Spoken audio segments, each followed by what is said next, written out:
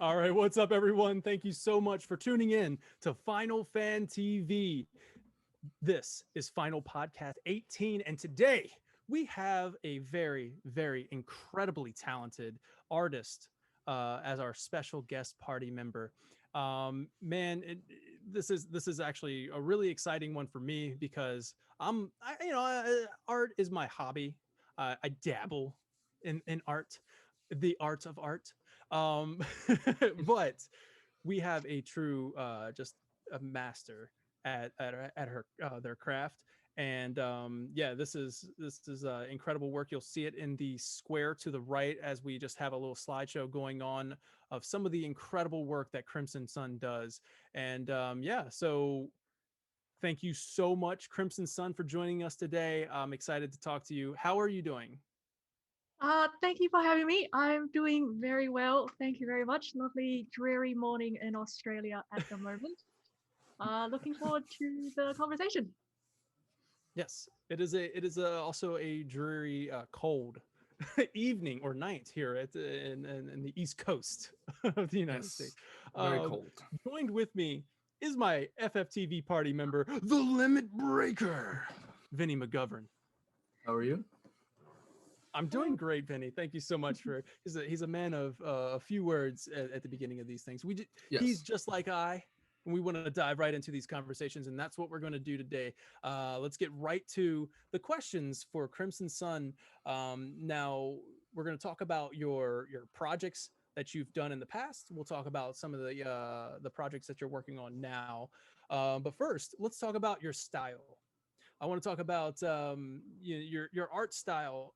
You do mix it up quite a bit for each project. I've noticed that you will, like you take a class, learn something, and want to apply it to their next project, which I think is just it's awesome. And it's what every great artist should do. Continue learning, keep challenging yourself.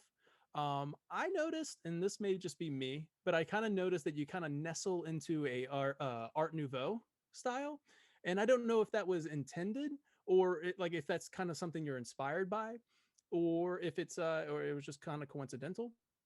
Can you tell me how you developed your art style? Honestly, I don't spend too much time thinking about style. It's just whatever is most fun at the time and what I reckon suits each individual project. The Art Nouveau thing definitely has been a major influence for the last couple of projects. So the calendar in particular was, the idea was to apply Art Nouveau influences, especially Alphonse Mucha's work, into something Final Fantasy related and something of my own. In terms of influences, I'm very much a 90s kid in that I was very blown away by things like Sailor Moon, Dragon Ball Z, Pokemon less, I think, but like definitely Oh, we Dragon gotta Ball do it. Z. Pokemon Yeah. was mentioned. I'm sorry, we got to do it. Favorite Pokemon. Okay. We do it every time Pokemon is mentioned on this podcast. Oh Favorite no. Pokemon. Favorite Pokemon Mew. Mew. I Love it. I went to see the first Pokemon movie in the cinema when I was 12 years old, and it was just like the greatest thing that I've ever seen, right? So I don't know whether you guys ran the same promotion over there, but we got given the holographic Mew card. I got it. Yep. Yep. I got it. It Yep. was like the one with the ancient The Mew, right? ancient Mew card. So I Yep. keep that in my wallet, and I've done that for oh gosh, what I've been like 17 years now. I kept that card because that yes. So So, Mew. So well, Amazing. so that Pokemon is an influence, but Dragon Ball Z, I would have to say, is the biggest. Like Dragon Ball Z is what made me go, I want to be able to draw these characters. So Sailor Moon was a bit of a intro into drawing, but Dragon Ball, I borrowed the Dragon Ball Z comics from, I think there was a local comic book store at the time, because obviously there was no real internet back then. So you borrow the manga and like copied all of the pictures, like Vegeta powering up. I love Vegeta. um, yeah, so that I think the real manga style is obviously what made it into my work, and of course the Final Fantasy concept art is a really heavy influence. So Nomura's art, obviously, Mhm. and so recently I think in the last few years, I've been getting more into Western comics. So Marvel, when the first Avengers movie came out, that was another really big click. Got into comic books after that. So yeah, I'm going to say Dragon Ball Z, comic books, and just obviously Final Fantasy art. That's awesome. This is a really cool story about keeping the Mew card too. Wow, I have it as well. I have the ancient Mew card somewhere around here. I store everything, and it's been in a box since I moved to my apartment. But one day I'm going to have my man cave, and I'm just going to have everything spread out. I'm going to have it all. It's going to be decked out, so you won't just see my bed behind me in a few years, guys.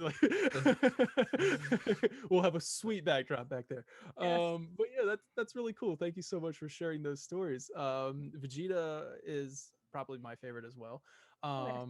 We had the Team 4-Star guys. I don't know if you ever watched the abridged. Yes, I actually got to meet Team 4-Star was at a Melbourne convention. Like this would be years back. This was 6 years, whenever it was. They were in Australia, and I got to meet. I can't remember which members made it. Not all of them made it, but I do have a photo of me posing with Team 4-Star, going, yeah. No, abridged is hilarious. Big fan of abridged in this house. That's awesome. Yeah, the Final Fantasy VII Machina abridged that they did was really good too. So yeah, we actually had oh my goodness, Lawrence, who did the voice of Vegeta, and or was it Goku Black? Oh man, I can't actually. I think it was Goku Black. He read Sephiroth's quote in Goku Black. It was awesome. So can you explain? Obviously, if you go to your Patreon, and I encourage anybody who's watching this right now to check out patreon.com/Crimly. And you can get a look into the process. You can man, I love what you do. You take step by step, like you can say, here's what I got, here's my doodle, and like and you really walk your Patreons through what you do and your process. And I think it's great. Can you explain it from concept to final? So like when you think of the idea to executing it and presenting it.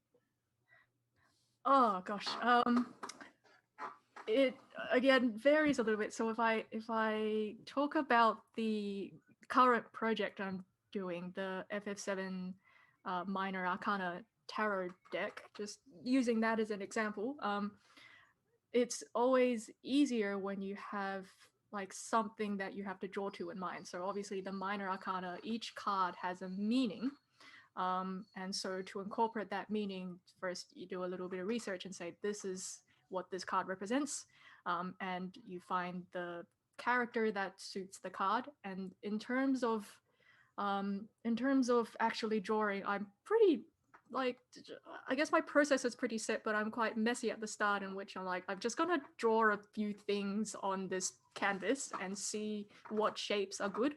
So the most important part of my process, I would say, is composition. So composition, something should look good even in scribble form. Something should look good as a thumbnail. So like, when people talk about art, a lot of them say, oh, the level of detail is amazing. Level of detail is amazing. Level of detail is quite important, but I find that you have to have an image clear without details, and if it's appealing at that stage, that's when the final image will be successful. So composition, spend a lot of time on that, which is, if you join Patreon, and sometimes I post works in progress on my Twitter and other social media as well. The works in progress that I post are when the composition is set. So they're quite scribbly, there's no color, the lines are everywhere, but you should be able to look at it and go, I see what's happening here and I like the look of it.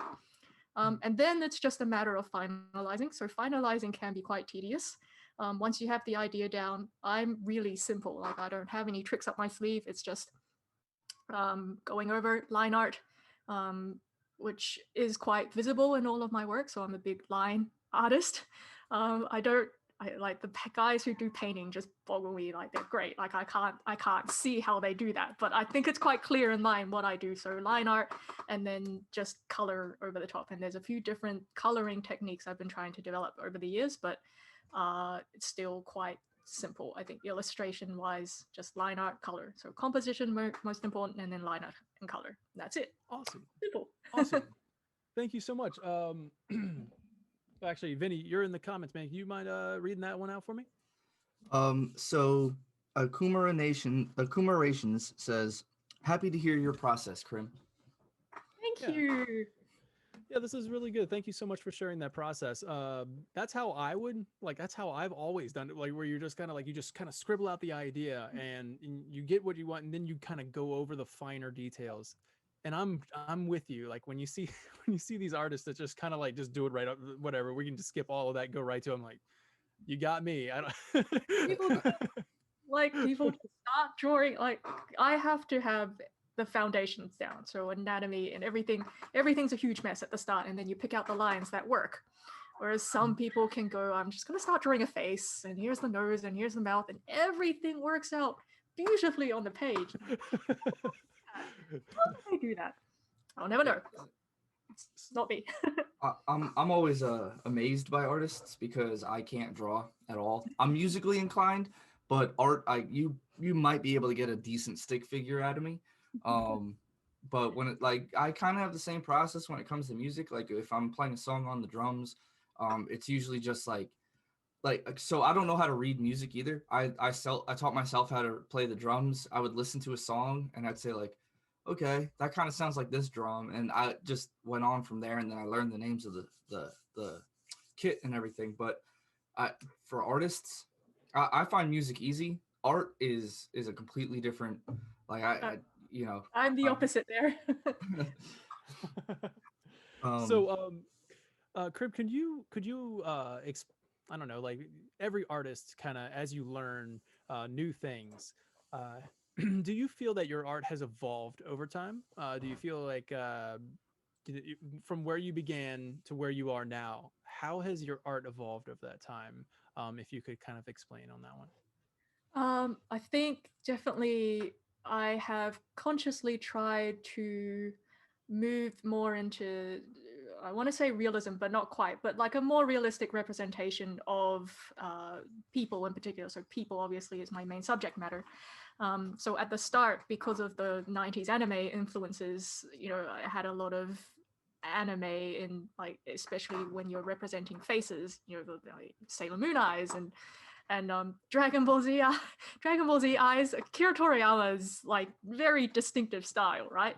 But it's a lot more stylistic than say something like Marvel Comics, which I've been getting more into, where you can see the features are more real to life, and even things like the more recent Final Fantasies, like Remake and 15, more realistic representations of people, right? So perfect representations of people. So I think that's the way that my art has been going as well. And no particular reason, except I think it's easier to learn in that obviously you can go out and paint a portrait of a real person and bring what you learn from that into your art. So yeah, I guess that's the way my art's just been gravitating. But with each project I do, where I concentrate on learning one specific thing throughout the course of the project, there's been different emphasis that I wanted to bring. So the FF15 playing cards have been the sort of the learning experience for the realism part, and now I'm sort of actually gravitating back more in the other direction because I decided I didn't really like doing that very much. But yeah, but in terms of a general evolving sense, that's I think where I'm headed. Okay, awesome. Now, if you were to just step outside of your comfort zone, just say if you could just try anything, just freely try anything you want, digital, I don't know, super hyper realistic rendering and stuff like that, or just anything you want. Is there a art style that you would like to try? I would love to be able to render realistically, the people who work on things like Magic the Gathering, the cards there, where there's it's completely opposite to what I do. There is no visible line art. The rendering is highly detailed, very realistic, and it looks fantastic, right? I would love to be able to do that. And I guess the other thing that I would love to be able to do if I had more time is just more traditional media in general. So digital, obviously, not easier per se, but it's obviously a lot easier to make mistakes and correct mistakes. Yeah. Whereas traditional media, you do something, that's it, right? You can't, you can sort of like, if you're depending on what medium you're using, you can sort of pull it back. Like, painting, you can paint over things, and pencils you can erase, but really there's not that much freedom in doing traditional work. So I do a little bit. Actually, I have an Instagram account that I don't really link anywhere, because I call my Instagram account my decoy account, because it's the account I give to family friends who say, oh, so you do art, what do you do? I'm like, I don't really want to, like, so I have this Instagram account where I do traditional work. So I've done a couple of oil painting classes, so I put that up there.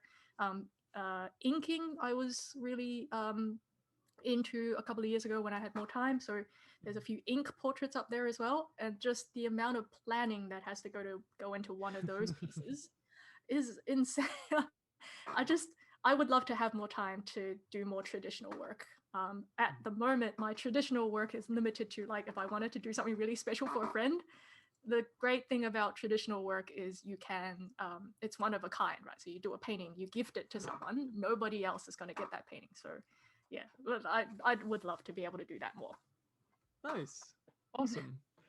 Yeah, yeah. There's no Command Z in real life or Control Z. Like, although once you get, and all digital artists do this. Once you get used to digital art, you're drawing something on paper and you go Control. Wait, no. Yeah, you try to do your shortcuts in real life. Like, no, hang on a minute, it doesn't work that way. Life's not like that. It doesn't work. I was just about to say that too, because I bought a Cintiq, and I'm just trying to learn it, like because it's not like, oh, okay, it's a Cintiq, it's like picking up a pad and pen and you're drawing, and it's there's a little bit to learn there. You got to get all your brushes and stuff, and I was working in it so much that I just got used to just like keeping my left hand on Command Z like the entire time. Yep. But yeah, and then when I moved over and I was drawing some Final Fantasy VII characters, because I was so hype, I had to channel that hype somewhere. Then I was like, I messed up on Aerith's eye, like her left eye was too big, and I'm like, oh no, I've already gotten too far. Gotta throw this thing away. Vinny, you have somebody in chat? Yes. So Accumulations asks, how many years have you been drawing, and when was it that you really discovered your distinct style? Okay, first, hi Accumulations. I know you. How many years? I think really started committing to drawing with Dragon Ball Z, which would be, oh, how old am I and how old was I? Like 25 years of drawing, I guess. 25 years, like, it's always been a hobby.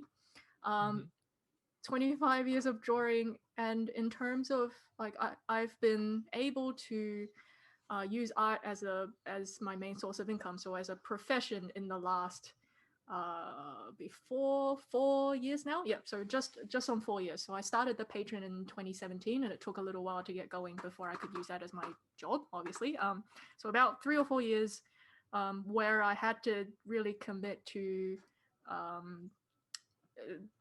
having a consistent enough style in each project for it to look maybe not professional but semi-professional.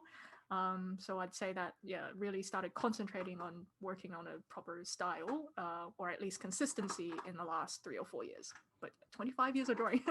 Like, I just remember, like, Sailor Moon came out and it was just like, oh my gosh, that's it, like, big anime eyes. And how old was I then? 4 or 5. Yeah, I had a age eye-opening moment just the other day. I was playing on Xbox, and some guy in the party, we're just playing Rocket League, we're having a good time. I'm talking about Final Fantasy X, and I'm like, yeah, I'm replaying Final Fantasy X again, and like, I was like, man, I forgot how much I love this game. And like, so the dude, like, you could tell he was a grown man, and he said I don't think I ever played that one. And then my friend went, I think that was before your time. And I went, I said, before your before your how old are you? And he went, about to turn 20. And I went, oh baby. oh no, Fantasy VII's older than you. Like, oh, yeah, exactly. I was like, oh no, Final Fantasy X wasn't even out yet. I had something similar too, because I'm rewatching Yu Yu Hakusho, and I was in an Xbox party. I was talking about Yu Yu Hakusho, and he was like, "I've never heard of that one before." I was like, "Oh yeah, dude, it was like, right around Dragon Ball Z's time." And he was like, "I watched Dragon Ball Super." I was like, "Oh no." Oh no. Oh no. Oh, I was like, "Oh man, okay." all right. Well, all right. I'm gonna take myself off to the retirement home now. Goodbye. Yep. I'm out. D Cheesy has left the party. That's my gamer tag. Has left the party. All right, so we go back to your first. Let's talk about your projects. Your first major project, at least that's on Patreon, or at least it wasn't even Patreon backed, but it is on your Patreon as your first major project. Is the Final Fantasy VII playing card collection, which was completed in 2015. I imagine this is where you kind of kicked off your career and you decided you wanted to start a Patreon. So can you describe the moment that you decided to like just start this massive undertaking of a playing card set for Final Fantasy VII? And then also, what was the first card you made and what was the final card? Just kind of curious. Oh gosh. I actually don't remember that. Memories are bad. You've done a I lot just of art. so 2015. I think it really just started because I don't know, because like I drew a lot of Final Fantasy VII always, right? So always looking for an excuse to draw Final Fantasy VII. Really love all of the characters, not just the major ones. Actually, the major ones get quite a lot less of my love than the minor characters. Big fan of the minor characters.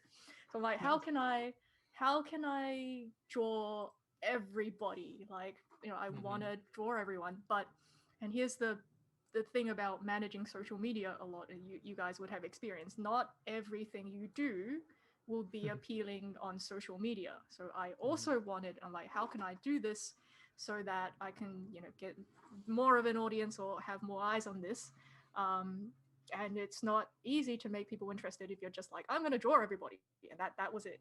So the idea, and I can't remember, I might have had a friend at the time who was doing something similar, or I remember asking a friend of mine where I could print playing cards, because playing cards, obviously 50, 52, 54 cards, you could get everybody in there in some capacity, right? So you can have all of the characters in and maybe have a set of playing cards at the end of it. And I'm like, playing cards, everybody loves playing cards. You don't have to be a fan of Final Fantasy to appreciate playing cards. And this was before I found out people actually collect playing cards, so it's a collectible item for a lot of people. I'm like, yeah, score. So I actually have here it is. There it is. So 2015. I don't remember who I drew first. I don't remember. Sorry, I don't. But I think the last card was Sephiroth. I think that was the last one. But yeah, I had a lot of fun with this deck. So this deck, if some of your viewers, if they have this deck from 2015, the best fun with this is I grouped people. I grouped the numbers according to so each person who shares a number also shares some sort of trait. Wow. So got all the kings who are major characters. There's Angeal. Nice, Angeal. Zach. Oh, that's cool. Genesis. Rufus. So this is just an example. And I also did a lot of this, like I didn't do this so much anymore in my latest decks, but a lot of matching pairs. So people that were important to each other actually have matching cards. Oh, wow. That's really cool. And they kind of have a similar style too. Yep. So they match in some way. So the other one that was really intentional was this. The king and queen. Zach and Aerith, nice. There. So there's a few like that in that deck. Each other. That's cool.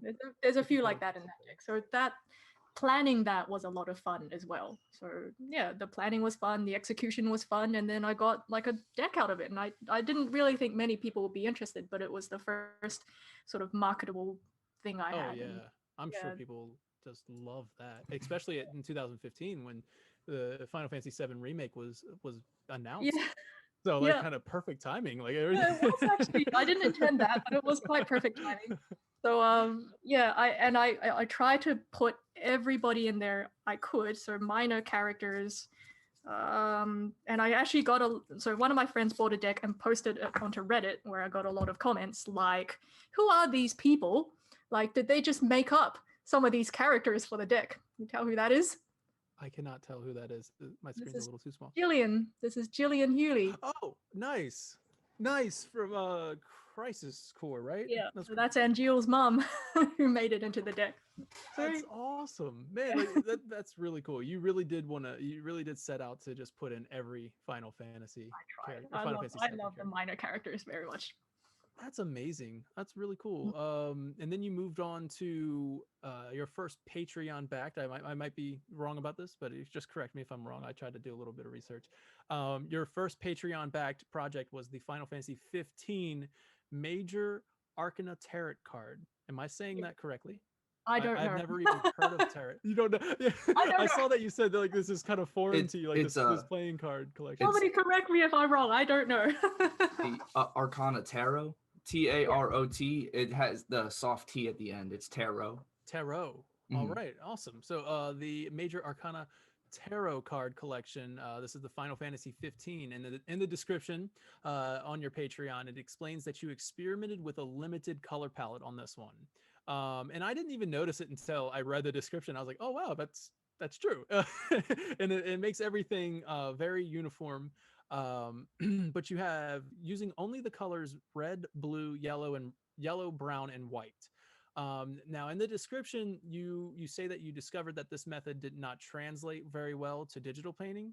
For me personally, I mean, I think they just turned out phenomenal, and I loved them. And I was like, oh wow, I didn't. I'm kind of curious of why you thought they didn't translate well, because I think they look fantastic. But because there is a very uniform style throughout with this color palette that you did. So what were some of the challenges that you faced, and why did you feel that these the limited palettes method did not work for you, or work as well as you hoped? Look, I'm not gonna pretend I know a lot about traditional media, but yeah, so I did that. If I backtrack a bit, I'm gonna say that color has never been my forte. Like, I don't enjoy coloring as much as I enjoy line work, but obviously the visual appeal of a colored piece, if you do it right, is a lot more striking than just like tonal work or line work. So I've always wanted to color, and it's just the sheer amount of color. Like, there's a lot of things you can do with color, and if you're an amateur like I still am an amateur at coloring, it's like you can do a lot with to make things look bad. Like, the more tools you have, the worse it can look if you're not sure what you're doing. So that never really liked coloring. So at that point, I'd just done an oil painting class. So the oil painting class, the instructor is like, okay, so if you're not too sure what you're doing with color, try this color palette. So that was, what it was, one of the classic palettes. So red, blue, brown, white. And yellow. So you mix them all up to make black. So you don't use pure black. And I think that it would be something to do with the way the pigments interact as well, the way that the colors mix to give new colors that doesn't actually, like, without that in digital they don't mix well. So like, and like, some of my design printing friends would know better about, like, the computer sees color as a different thing than real representation of color. So mixing colors on the computer is a lot different to mixing colors in oil painting or even in other forms of traditional media, I think. But I kind of tried as much as I could to get what I could out of that. And so there's actually a few exceptions. So there's some very stark blues in the deck that obviously weren't made by that method. So I try to do what I can and have some exceptions in there, but it's good exercise. Okay. Nice. It's nice That's to know awesome. what doesn't work. Yeah, right. once again, always challenging yourself to do new things, and that's how you learn, and you applied it to the next thing. So that's All right. awesome. And Vinny, go that ahead. so we have another question from Accumulations. This says, how many drawings do you draw per year? I always struggle with consistently creating content, so I would love to know how you stay motivated. Okay. Thank you. Um, I have to say the project-based approach is really what keeps me going. So it is really hard. So as artists, we're all like, we want to be improving, or we want to at least be working all of the time as much as you can without, with avoiding burnout. So I find that if you just say to yourself, I'm going to draw a lot and I'm going to improve without really knowing how you do that, you're just going to struggle, you're going to get frustrated, things aren't going your way, and then you're going to either give up or burn out. So the project-based approach is like, okay, let's forget about improving, let's forget about doing that, but say I want like a calendar at the end of the year, and I want to make a calendar. And I think my followers would like a calendar from me at the end of the year. So that's what I'm aiming towards.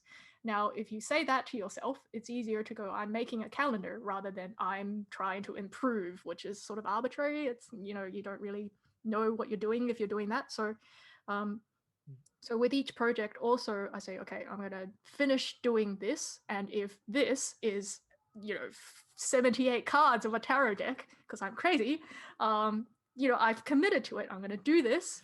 No matter how long it takes, it's going to be done at the end. And so you really have that drive to say, yes, I'm going to have a finished product by the end of this. Now, if you combine that with your thought to say, okay, if I'm just going to tell myself I'm going to improve at art, again, there's so many different elements to improve at.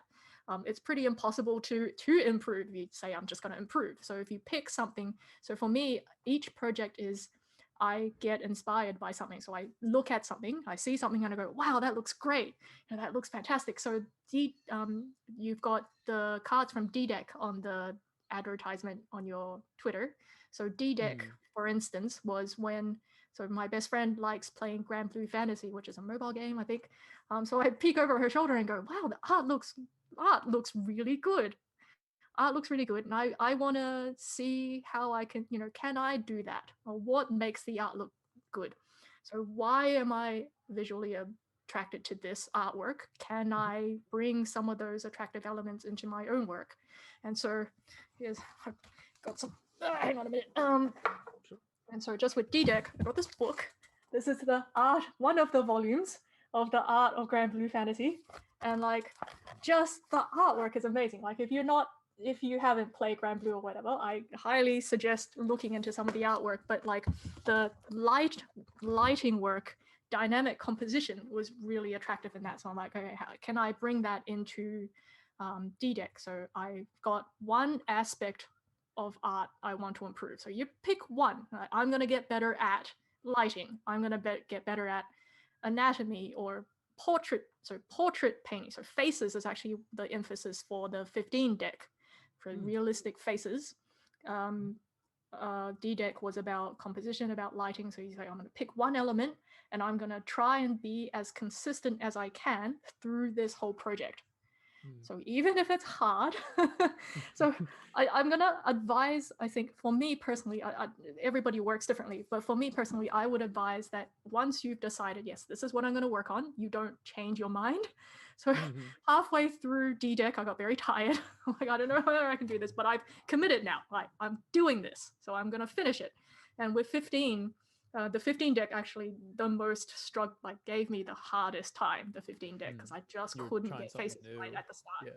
Each card took about 3 days at the start. So like 3 cards into the 15 deck. Yeah, That's really impressive, actually. Deck, I went, I don't want to do this anymore. I can't, I don't have time for this. Like I can't, if I waste time on this deck's going to take me like a whole year and a half. It's not feasible. But I'm like, no, I've said I'm going to do it, so I'm going to do it. So that's, I'm going to do it. I'm going to do it. So that's, I guess that's what motivates me. The fact that I'm a stubborn bastard. And so you pick something that will allow you to practice something specific over and over again. and hopefully you pick something that has an attractive outcome. So, you know, I'm going to make a calendar. Calendars are really good, actually. I reckon that everybody should make calendars. Like 12 pages, like 12 images. You can do that. You say, I'm going to make a calendar at the end of it. You have the whole year to make 12 images. And, you know, that's good motivation. Start somewhere. Yeah. A little more, less pressure. And you're just kind of like, all right, I got a whole year to make. I can do one image a month. Like, you know, like I can, you know, if I wanted to. Yeah. So that's sorry. The other question you had was, how many pictures do I draw a year? I'm averaging maybe one image every 2 days, and I work 5 days a week, 4 or 5 days a week on artwork, and then I spend a day at the vets. So yeah, however much that is. Yeah, would you say you do like a 8-hour shift, I guess, of doing just art? Like you just sit down and do art for So about 8 hours a day? depending on what image I'm working on, probably between 6 to 12 hours. Wow. Yeah. Yeah. Once you get like once you're in the zone, you don't want to stop. You don't really want to. Wow, that's very, very impressive.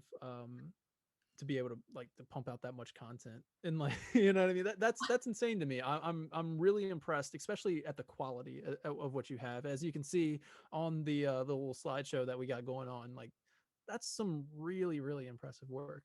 And now you got a little inside look at how Crim does it. That's so cool. I kind of had a question that kind of popped in my mind as you were answering that. When you're trying something new, the more you do it, the better you get at it. So I'm kind of curious. So like, say if you start with your first card, and then by the time you get to like, I don't know, card 45, you're just kind of like, oh, I'm much better at this. I don't really like how the first one turned out. Do you have to like? Yeah. So that happens a lot. And my answer to that is you'll say, well, I have to get this deck out because the money from this deck is how I'll be feeding myself in the next 3 months. And then it's a lot easier to sort of rein back your ego and go, you know what, you know, just so I've got the 15 deck here as well, actually. The first card, let me see if I can find her. The first card in the 15 deck was Crow, I believe. So here's Crow. I'm gonna make it big for you. Here's Crow. And by the time I finished, and again, like this is the thing, if you're the artist, you can notice your own mistakes and shortcomings a lot better than everybody else, hopefully, if you're doing things right. So Crow is a lot like that. By the end, I was producing things like Luna, which is like, I guess it's noticeable if I'm pointing it out to you that Luna, the quality of Luna is probably a lot higher than the quality of Crow, just in their faces as well. So you just got to swallow your pride and go, you know what, it's fine. People will get distracted by the fact that there's a shiny deck. And here's the thing about merch as well. People get distracted by the fact that they have a playing card deck. So I always say I am quantity over quality, because the sum of the parts in a thing like a playing card deck is a lot more. The sum of its parts is more than each individual card. So if I just put this out on the internet, people go, oh yeah, that's pretty cool. But if I put this out online, I'll take it. Right? So that's all. You've got to remember, like, anyway, you can get young Prompto in there. You got to do it. I will make people like young Prompto. Exactly. So I think Crow turned out just as amazing as Luna, but I see what you're saying though. That is really cool.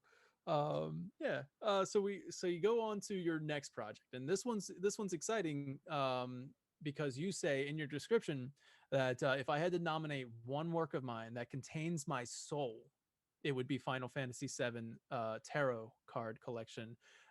Could you elaborate more on why this project is so important to you? Oh gosh, Or seven. does it remain like does that still remain like it's still your soul?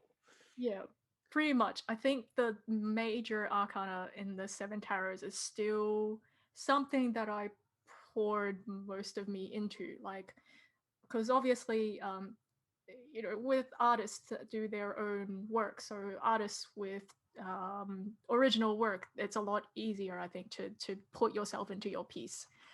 Whereas if you're doing fan art, you're limited, but like limited in a good way by the existing canon, right? So obviously FF7 was always something quite important to me, and if we ever have time, I'll tell you what exactly happened to let me get the Final Fantasy VII game. It's quite a story. But so absolutely. yeah, so seven's obviously something that's quite close to me, just like influenced a lot of major life decisions, or like actual life decisions. And all of the characters, or a lot of the characters, played a part in that.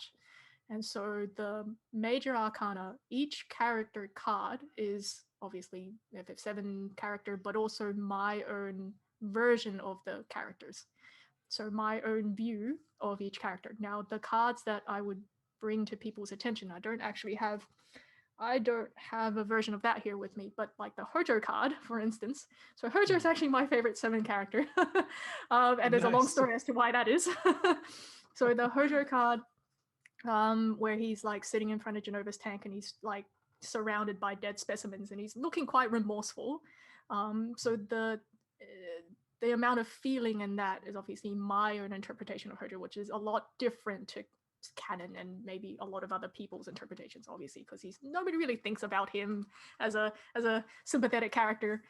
So the Hojo card and stuff like the Lucretia card, so the fact that Lucretia was in there at all, as the Lovers card, I think, where she's dead. She's got Vincent's bandana wrapped around her wrists and what that implies, and Genova. So like a lot of the characters are different to their canon interpretations, or what maybe how people normally interpret them.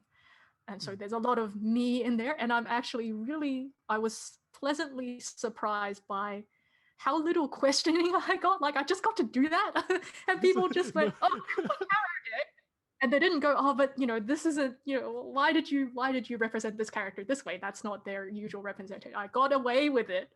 But it's like, this is amazing artwork. It's like, who cares if Hojo looks? If you're a fan content for Hojo.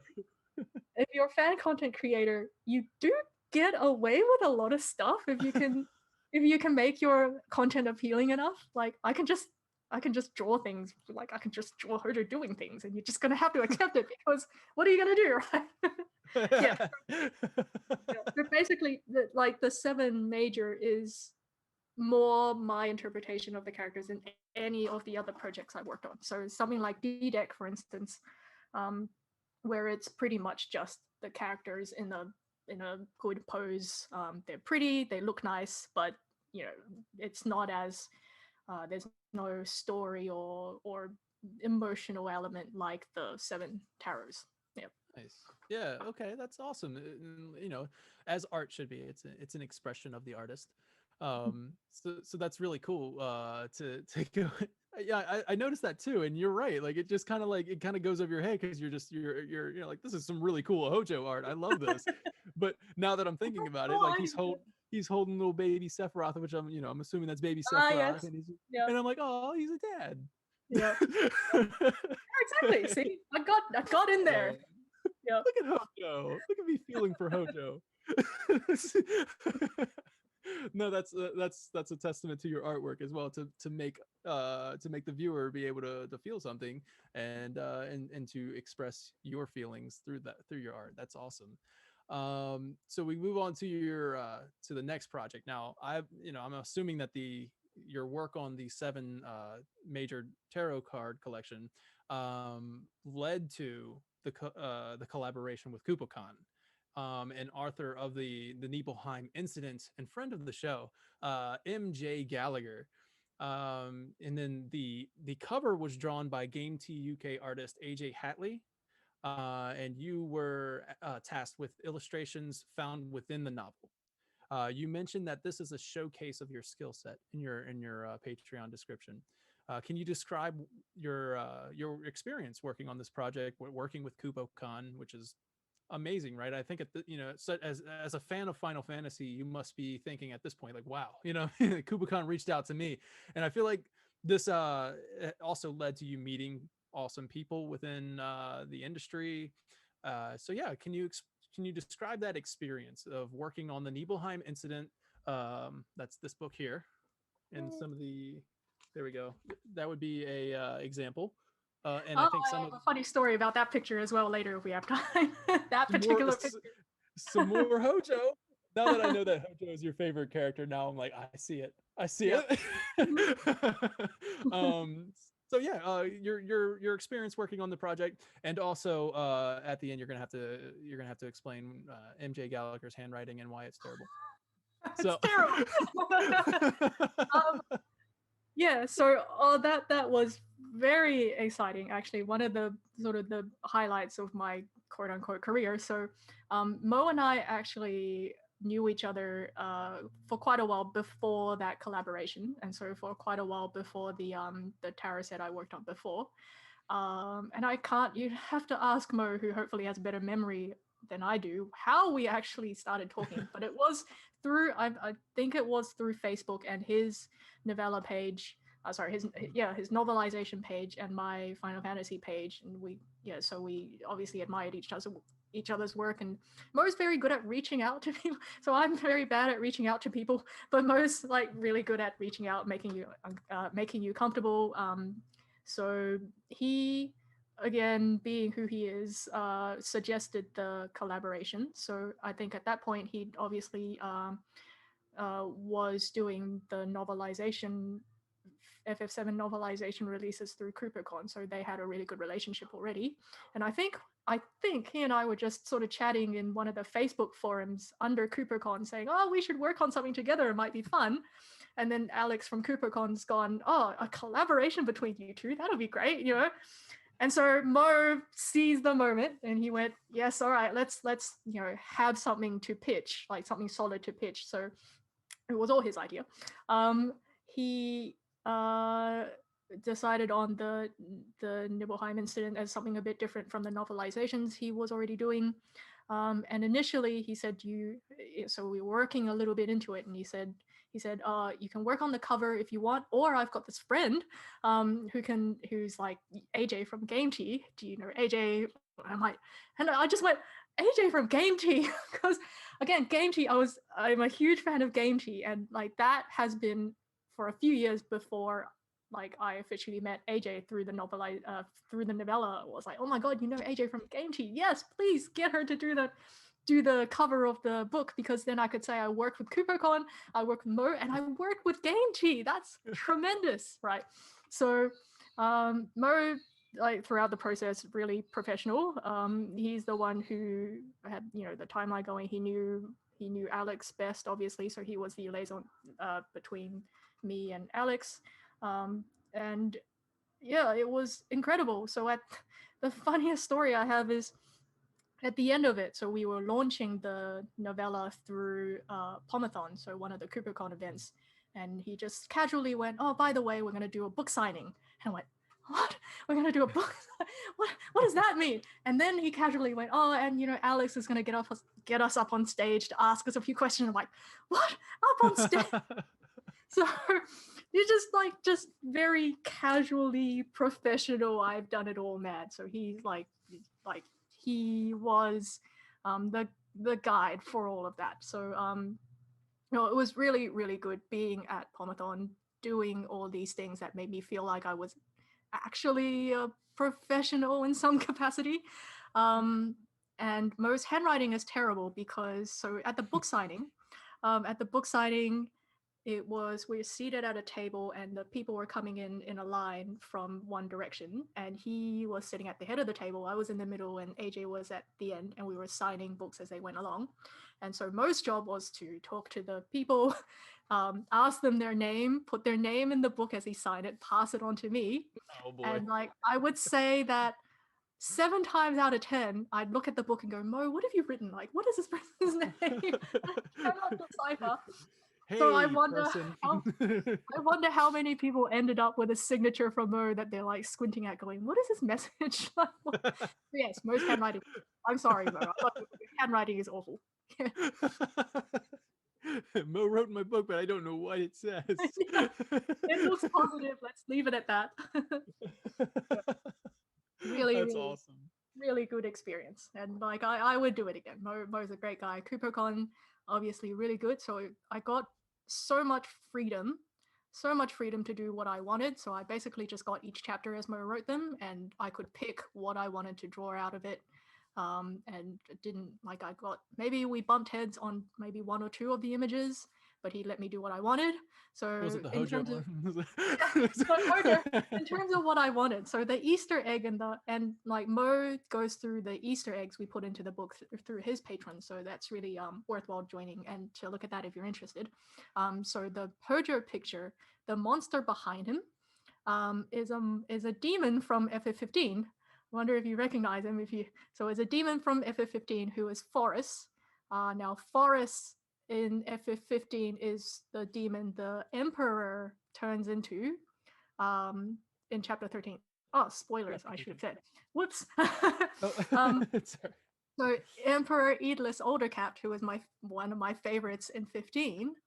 So I put my love of 15 and my favorite character in 15 into the Hojo picture. And Mo just let me do that. In the Actually, Hojo picture, do you remember what chapter that was for? Was chapter 13 or? I don't remember, and I don't have a copy of my book here. That's okay. I was trying to flip through and find it.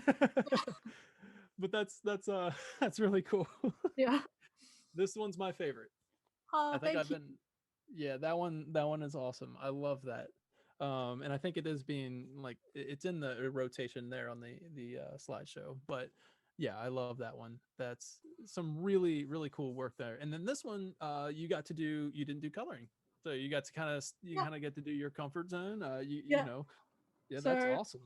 Yeah, so I got to do, so actually at the start of that project, I'd just done another art course of just sketching and rendering form in black and white. So the teacher, actually, one of his best lessons was, he's like, all right, you're going to sketch the scene, but you're not allowed to use gray tones.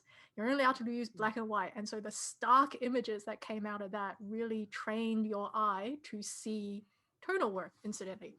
So that's like half of the difficulty with art, I think, is learning how to train your eye to see, because the information your eye gives to your brain and the way you want to represent it isn't the best way to represent an image so that other people understand it. So so I learned a lot about tonal work during that time, which I then went, yes, I can apply it to this project. How fortuitous. Yeah. So no coloring in that. So each picture took a lot less time and I could concentrate on storytelling, which is what the main focus of that project was. Cool. And then you go on to the next project now, constantly challenging yourself, as every great artist should. You moved on to realistic rendering. Now, we talked about this a little bit earlier in the show, but this is for your Final Fantasy 15 playing card collection. Again, I mean, I love these. I love these illustrations. In fact, they're up there like as some of my top favorite of the work that you've done.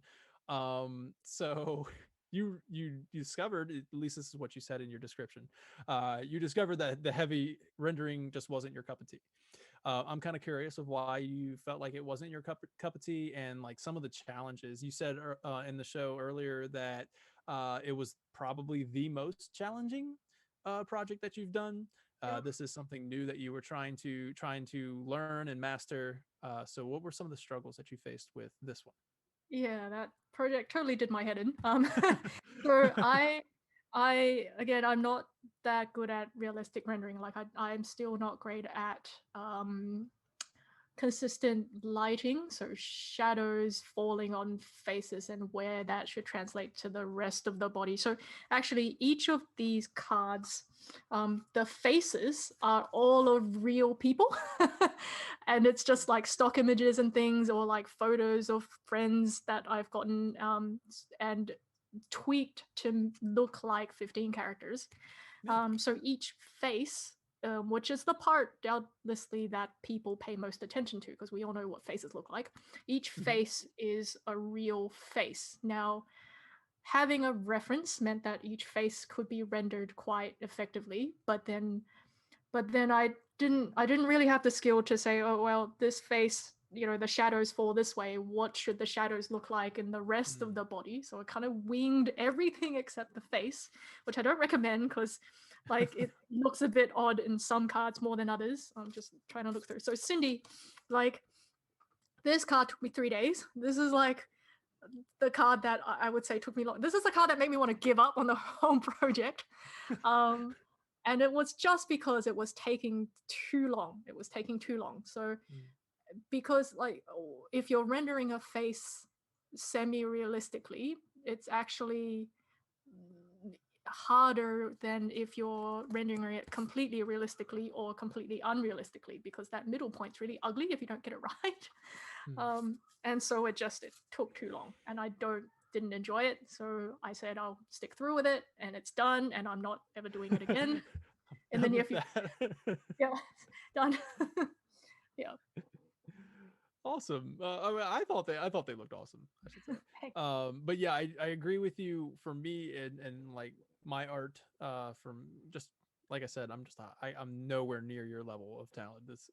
But when I try to do anything like that, where you're just trying to do your own image, you're not looking at any reference of, like, say I want to draw Noctis and I want him to do a cool pose. I don't know where the shadow. I'm with you. Like realistic shadow and lighting is just not my thing. I watched a lot of like videos where you're just like, oh, you have to imagine it as a shape. Like each individual, like the arm is a cylinder. You know what I mean? Like just like, yeah, I don't know. So I get that. And that's a very stock images are resources for artists. So I don't blame you for taking advantage of that. I think the Final Fantasy 15 playing card collection turned out fantastic, just like everything else you do. Then we go on to the Final Fantasy Wings and Flowers calendar. This one was really special. Like you said, it's 12. It's just 12. No, actually, no, it wasn't. It was more than 12 images, right? Like I believe you went all the way up to 15. So you that would have been for the KupoCon calendar that I went up to 15. Yeah. Got you. Okay. Sorry about that. So now your Patreon shares a little bit of an inside look at your process, but if you don't mind, just tell me a little bit more about this one. Oh, okay. So the calendar was a lot of fun because I got to exploit all of my I got to do what I wanted. So the point of this one was so what you can find online if you're not too good with coloring is color palettes that other people have made. So set colors that work well together, and you can it's very easy. Just Google image search it, and if you say, okay, I'm going to just use these colors, blend them together in various ways, and they still come out looking quite uniform and quite good. And so this was me going, okay, I've found these set palettes. Can I make them work in each image and still make it look good?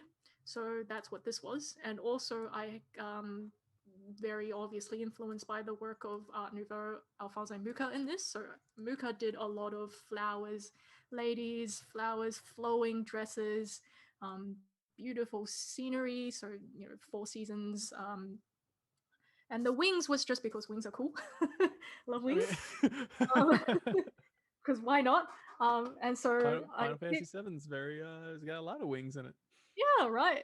So I picked just my favorite characters in my favorite Final Fantasy. So not all the Final Fantasies are in here, and some of the Final Fantasies appear more than once. So 15, like this one. I'm going to show you this one because the Easter egg in this calendar is that the flowers, or a lot of the flowers, have flower meanings, and so they add to the interpretation of the character. So here's Era. So this is obviously from episode Arden. So Arden, his brother, traitorous brother, very evil brother Somnus, evil, not really, and his beloved Era. And so Era is surrounded by these asphodel flowers, and they mean regret, and they mean my regret follows you to the grave, which is quite fitting, seeing what happened to her.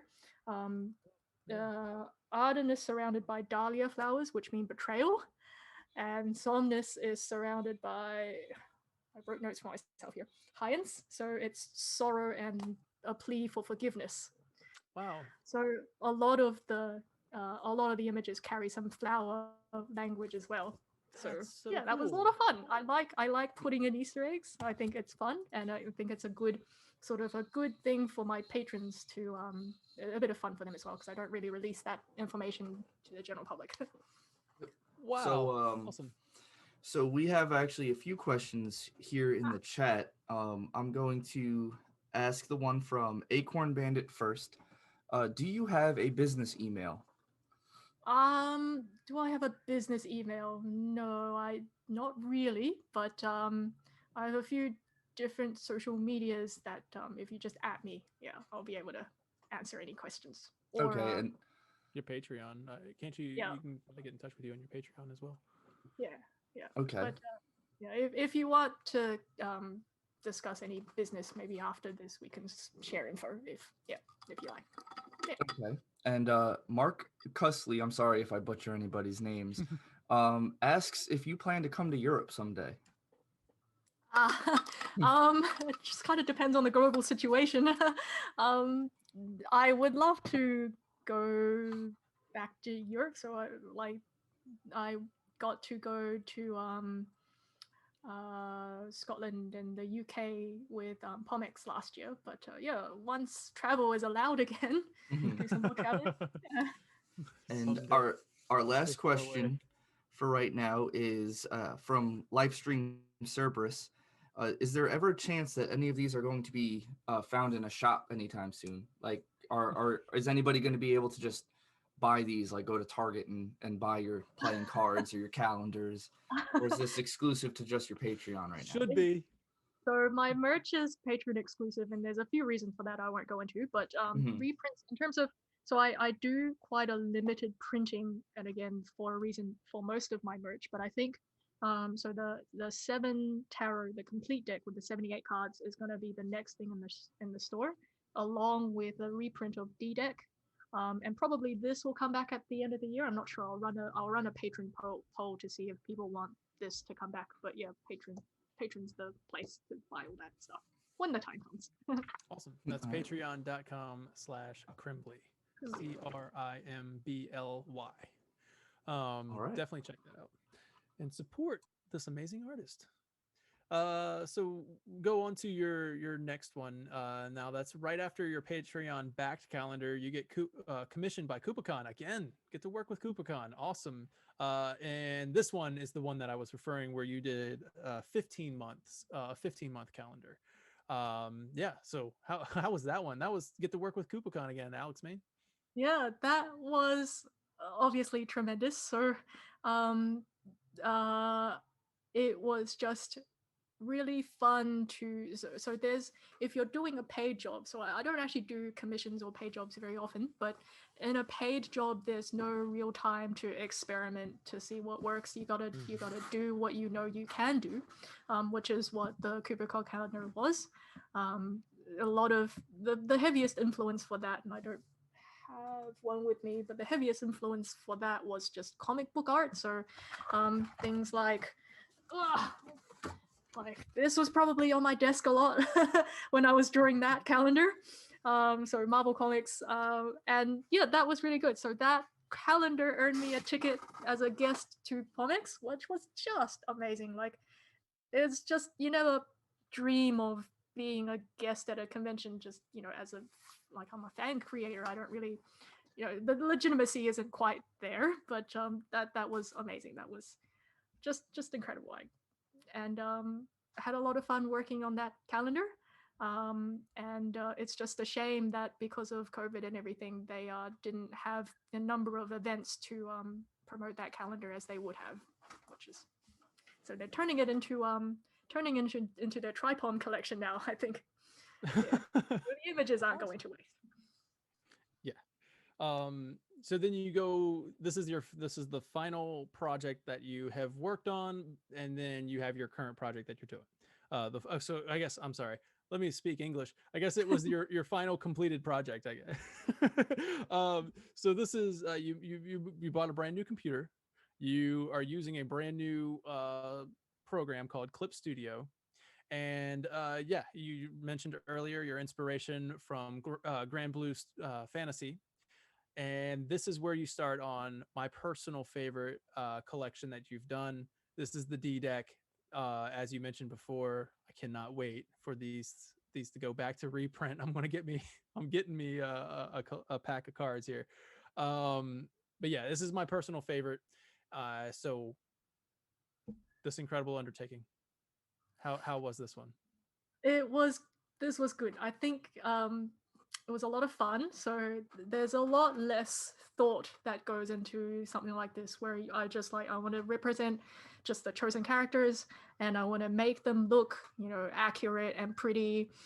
So yeah, this was just prettiness, like, and got to work on dynamic lighting, so and the chosen palette. So the one of the really cool elements of Grand Blue art, if you look at some Grand Blue art, is the way the character, like, they all glow in a sense. Like there's that particular backlighting that they draw into all the characters that make the characters look 3D, and it looks like lights coming through their hair, lights coming through their clothes, and it's amazing. So that was sort of what I wanted to learn how to do and to imitate. And yeah, D-Deck was good, but by the end I was getting a little bit bored because there wasn't as much to think about, and so every day was just like, here I am again, I'm going to draw Tifa or like whoever I was drawing that day. And yeah, but I'm quite happy with the outcome. I think it's quite appealing visually, even if you don't really, Yes. nothing much to think about. I mean, any Final Fantasy fan will absolutely love them. Like you did each character justice, and just put your own unique, you have your own unique style on there as well. And yeah, I love it. That's what's the thumbnail for this video. So if you saw the thumbnail and you wanted to click into it just because you saw some amazing art, that's what you saw. That was the D deck. So definitely go to patreon.com/Crimbly so that way you can be ready for when they go up for sale again. So that brings us on to your current project. Your current project is you are now going to complete the full Final Fantasy VII tarot card collection. This is kind of coming back full circle, right? Like your very first project, and now it was the major, and now you're doing the minor. So yeah, what can Patreons expect? Yeah, so very, very, I guess, ambitious undertaking for me. How many Uh, cards? 78 total in so it's 56 in the minor. I have to go back and twiddle with some of the major. So because the major arcana has been released already and a lot of patrons have that deck, I wanted to make it just a bit different. So when I release the full deck, it's not just a repeat of what they already have. And I thought the best way to do that, I haven't said this anywhere yet, so haha, exclusive. Hey, exclusive way, FFTV. the best way to do that would be to, since the remake came out, update the characters who have had costume upgrades to incorporate that into the major. So Tifa's going to be wearing her remake outfit, which I love. I love Tifa's remake outfit so much. Me too. Yeah, so good. So the minor's 56 cards, and I'm about 17 cards away from finishing the minor. Gonna twiddle with the major, gonna do all the formatting, and so we're sort of looking at about 6 weeks before I release, hopefully, fingers crossed. And yeah, so on Patreon, in addition to the completed cards, patrons get works in progress, and also the card explanations. So I don't really put that, I put it sort of willy-nilly on social media sometimes, but like why each character or each scenario was selected to represent each card. And so if you're not that familiar with tarots as well, if you're not as familiar with the stories behind each card, and there's a lot, like the tarots are amazing. This is something I never knew before I started researching for this deck, obviously, but all of the stories and why each card is each person or scenario. So yeah, I Well, hope. I'll go ahead and ask this question because there might be people that are viewing that don't know what tarot cards are. Okay. Like how what are tarot cards? Okay, well, I'm not the best person to answer this question because I'm just a noob myself. And Right. a lot of people, so I'm apologizing to the people who take this very seriously, because there are quite sophisticated methods to divination with tarots. But so when I first started, tarots were like I thought they were for, fortune telling, or that's where I'm at. Yeah. That's what media leads us to believe. There's this creepy lady with a crystal ball, and she's dishing out tarot cards and saying, you'll die in 3 days or whatever. So that's what I thought. And I'm like, what a, that's not interesting. But actually, if you look into a bit, I think the best way to use them for normal, so people who aren't really into it on a daily basis, is each card has a meaning, but you can interpret the meanings yourself. So the meanings are quite loose, open to interpretation, and you can ask the cards questions, and there's a variety of different ways you can place cards, and they sort your own thoughts out more than, or in a different way than you would if you were just thinking, like, if you're saying, should I take this holiday to Europe in the middle of the pandemic or something, and your brain's going, yes, that sounds like a great idea, let's do it, and you pull out a card that says death or something, then maybe you'll Genesis rethink. says no. The death card doesn't mean death, but the cards offer you a different way of thinking. And the way of thinking will still be obviously your own thoughts, but maybe differently organized to give you some insight into your own thought processes, which I think is really cool. Like, I've bought maybe 3 or 4 artists decks now. Like, since I got into tarot, I've been buying tarot sets, and like the way each different artists represent the card obviously is a part of the artists themselves as well. So there's a twofold interpretation in that. So each deck you buy is unique too. So it's really cool. It's just awesome. Nice. Yeah, that is cool. I mean, I don't know what it is, but I think I'm gonna buy some of your cards. Yeah. Cool I think art. on Patreon, once I finish the deck, I will talk more about how to use the deck. So you can do readings with just the major, but it's better to have a full deck. So I figure what I do is I'll do some very crude readings of my own if people wanted to say, hey, I got your tarots and I drew these cards, what does it mean? And I think that'd be quite fun for patrons. That would be cool. Yeah. Also, if the card is drawn upside down, or everything about the tarot cards has a meaning. Like, look at Vinny. Vinny knows. Yeah, I also know that the earliest rendition of the tarot cards was actually a playing card game back in the medieval times. It wasn't always like a predictive future thing. It was actually like a pass the time, have fun game kind of thing too. So I love having Vinny on the show. I'm so happy that Vinny is part of Final Fan TV. This is an appreciation for Vinny.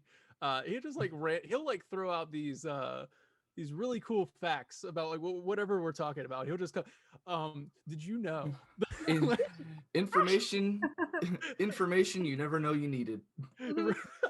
Well, it's applicable in this case, so well done. Yeah. Oh, so you also have a project that you've been just kind of working on when you can, right? That was the Shinra photo book, like Shinra photo album. This is supposed to be something like I don't know, Red 13 in the destroyed Midgar kind of finds it, like like the memories of Shinra, right?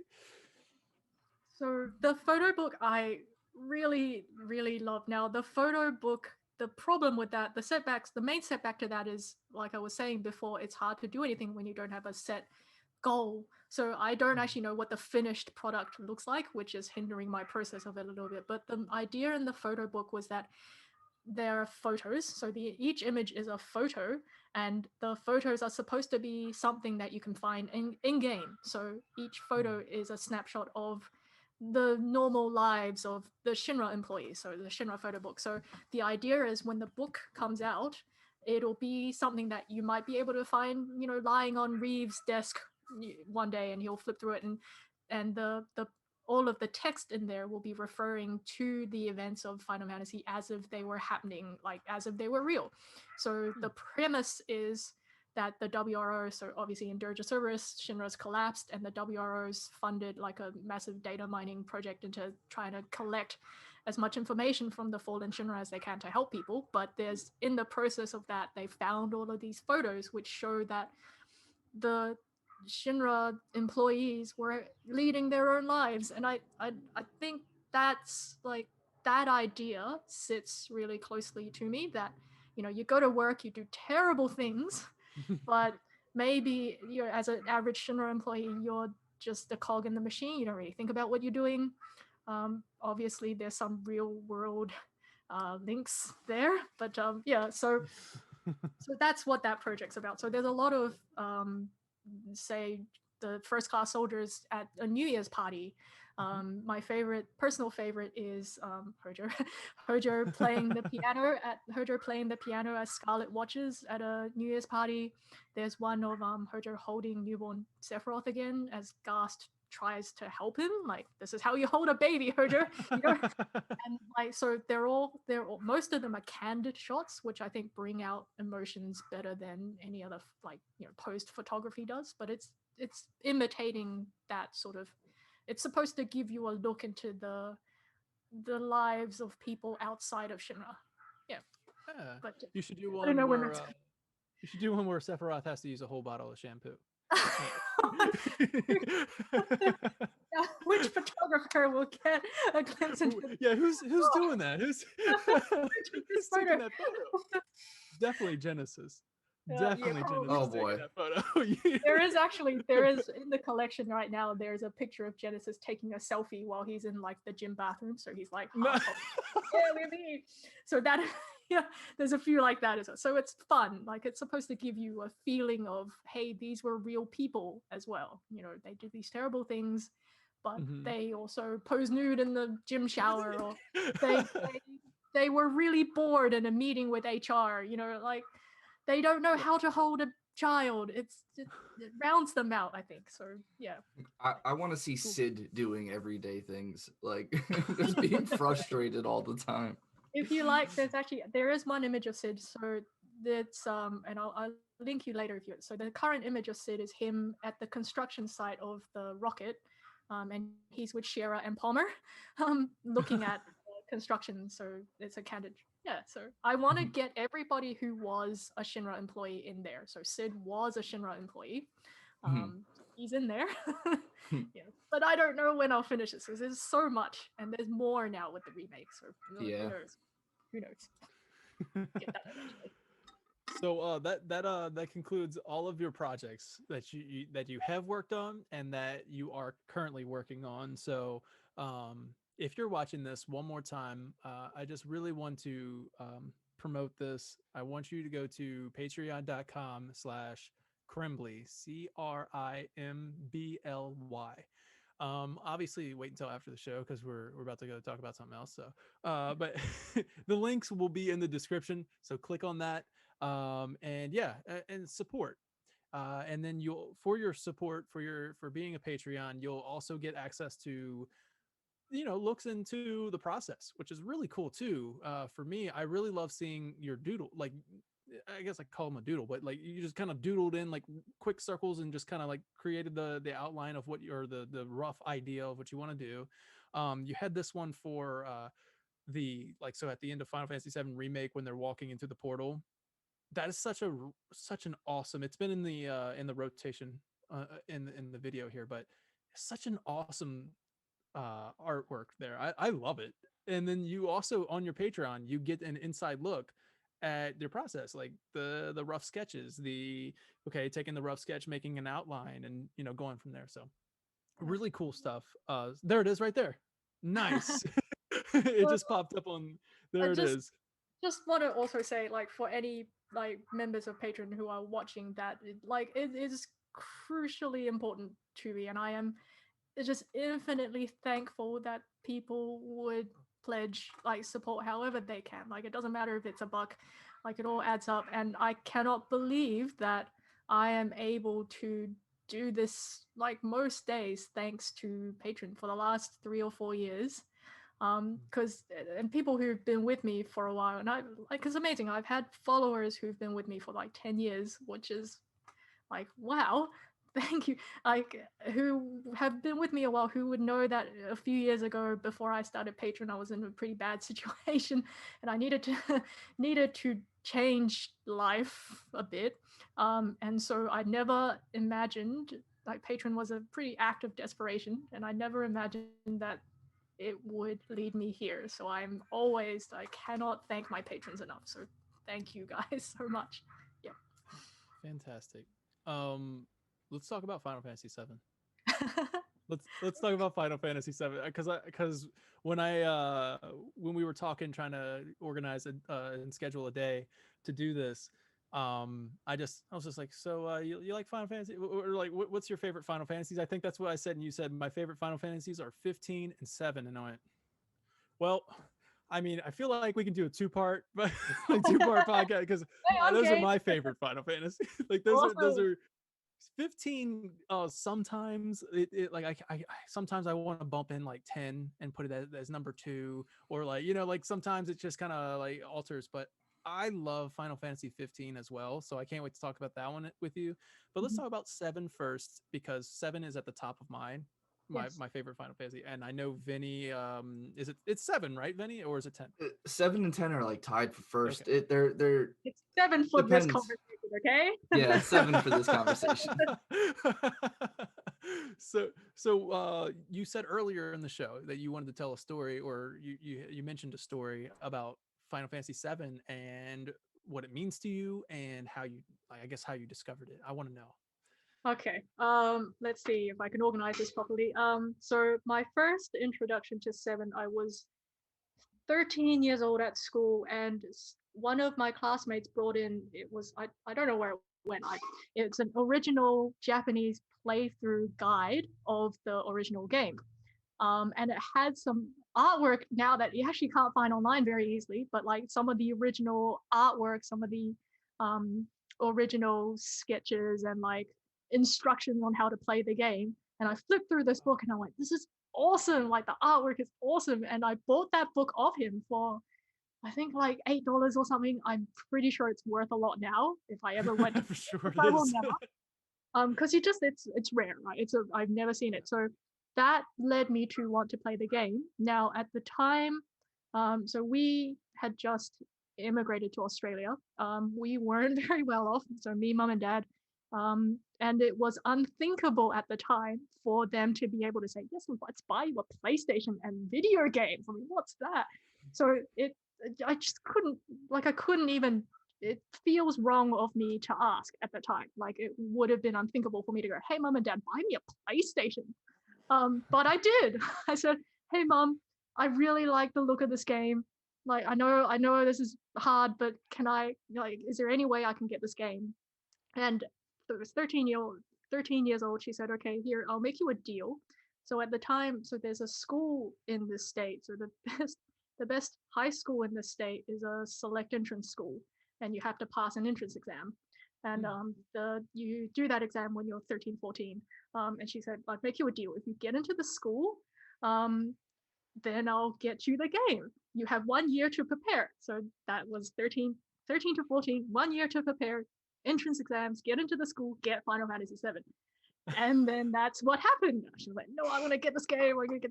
And in the meantime, of course, the internet wasn't too big a thing. So I went on fanfiction.net, which was a thing at the time. So I actually read a lot of stories about the 7 characters without playing 7. So my like canon was all jumbled. No idea what was real and what was fanon and what was canon. So I got into the school, and then I just vivid memories of going to the shopping mall to pick up a PlayStation. So PlayStation 1, some of our viewers might be too young for this. PlayStation 1. Don't do it again. PlayStation 1 at the time was being phased out. So they just brought out PlayStation 2. You could still buy PlayStation 1, but most of the games had gone. So my mum and I went around this whole shopping mall trying to find Final Fantasy VII. We found Final Fantasy VI. We found Vagrant Story, which I think is really hard to do these days now as well. Yeah. We found Final Fantasy VIII, and it's just like none of the stores were carrying 7. And so at the last store we went to, which was like an all-purpose like Kmart, and the clerk's like, no, we don't have 7, but have you tried David Jones? I don't think you guys have David Jones in the States, but David Jones is like a high-end department store. Like you buy fashion items there. They have a tech department, but it's quite small. They're like, try David Jones. It's the last place you haven't looked. So we went to David Jones, and it was the last copy they had to dig out of the drawers and out the back. It's like one last copy of Final Fantasy VII. Here you go. And it was just like, oh my gosh. So that was how I got 7. Now, after I got 7, playing through it, I just, for some reason, really attached to Hojo. And I think there's a bit of a story there as well, but I won't tell it now. But I was like, oh yeah, it's Hojo, he's great. And I, and at the time, you're 16, you're like, what am I going to do with the rest of my life? You're starting to get career talks from your high school counselors. And I was like, maybe I can be a scientist. I want to be a scientist like Hojo, because at the time, not like there's Hojo. no way, maybe not quite like Hojo, but there was no way there was no way I was going to be an artist. Like I was talking myself out of it. Everybody was talking me out of it. There's no money in it. You can't support yourself, blah, blah, blah. For various reasons, that was never on my mind. But I'm like, maybe I could be a scientist. Now, in year 10, so 15 years old, they get you to do work experience from high school. So you go to a place, an industry, you shadow the industry professionals for a week just to see what the industry's like. And at the time, I had no idea what I wanted to do, but I'm like, I love animals. So there was a local vet clinic I could go to do my work experience. And I went to the vet clinic, and the second day I was there, somebody brought in a pregnant cat, and the pregnant cat's name was Lucretia. So Lucretia was having babies.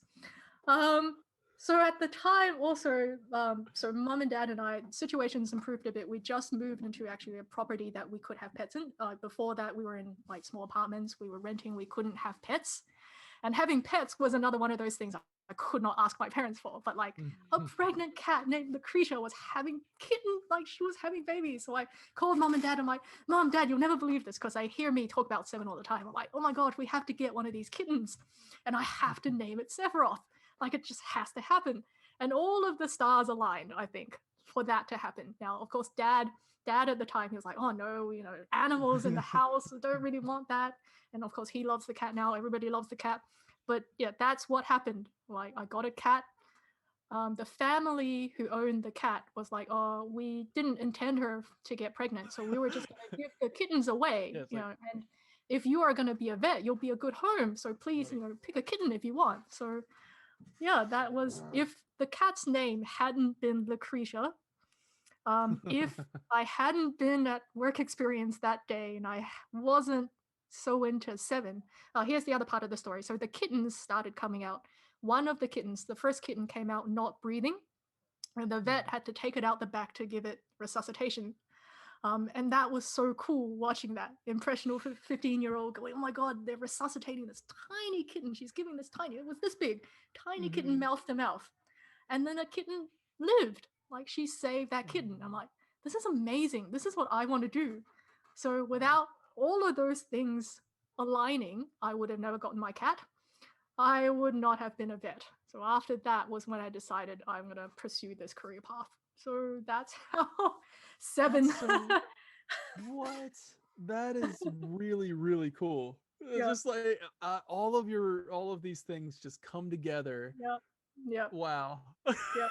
So I'm not kidding when I say Seven changed my life, or at least set me on a path. It's definitely true. Like all of those things together is how I got where I was a few years ago. Incredible. That's incredible. That's a really cool story. I do like it. It's one of my favorite stories. Yeah. It's one of my Final Fantasy VII favorite stories now too. Yeah, So I was gonna say. if you go on my Patreon, there's actually on my community, you might have seen a picture of Sephi. Sephi is a girl. The creature had only girl kittens, but I didn't care, obviously. I don't care. Kitten's the name Sephiroth. It's no gonna other be name. Sephiroth. Yeah, no other name. It's cat. Did they explain why the cat's name was Lucretia? Like, was it because of Final Fantasy VII? Or No, was they just liked the name. They just liked the name. Wow. So it was, and the thing, in my 3 years full time at a veterinary clinic, it's actually really rare. I've never seen it personally after becoming a vet. It's very rare for people to bring in a pregnant cat to the clinic because they usually take care of themselves. And the family only did that because they were a bit worried about her. But I've not seen a cat giving birth at a clinic since. So that's another stuff. It's just, incredible. That is crazy. Akumaration says, if that's not meant to be, I don't know what is. I agree. Yeah, I agree. So I can obviously put it together now, that Final Fantasy VII, and why it means so much to you. We actually did a full podcast celebrating Final Fantasy VII. It was, of course, Final Podcast 7. So go check out when Final Podcast 7 came along, we did a special on it, and we all kind of like gave our testimonials, I guess, of why it means so much to us. So if you want to find out why it means so much to us at Final Fan TV, if you're watching this, please check out Final Podcast 7. So what are your thoughts on Final Fantasy VII Remake? I love it, actually. There was a lot of hesitation. Like a lot of old school fans, felt a little bit of trepidation, like a little bit of anxiety with the remake.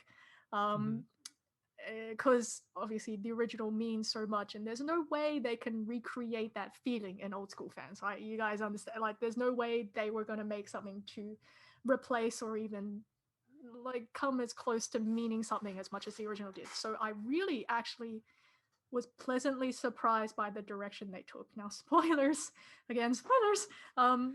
I like the way they acknowledged that the original canon actually did happen. I think that's what they were going for. The original story is still there, but they've deviated from it, and this feels like an alternate way things could have gone. I think that was a really clever way of approaching it, because yes, you still have the characters you love, but here they are on a slightly different journey. And so you have the nostalgia factor tying you to the remake, but you still don't know what's going to happen now, especially at the end of the remake, right? It's like crazy. Is everything's just going to spiral out of control? Like, are we still going to get the storyline we had? Sephiroth is completely different. And I didn't like it until the end when everything clicked. It felt like he had been through it all, and he's like, actually, no, I don't like the way things were. I'm going to change things up. And people have opinions on whether that's good or not, but I really liked it. I really enjoyed it. And obviously it's pretty as hell, right? Ew, oh my god, yeah. It's beautiful. All of the characters are beautiful. There were moments when I would just stop and just rotate the camera. Especially in Midgar, in the Sector 7 songs, just look up.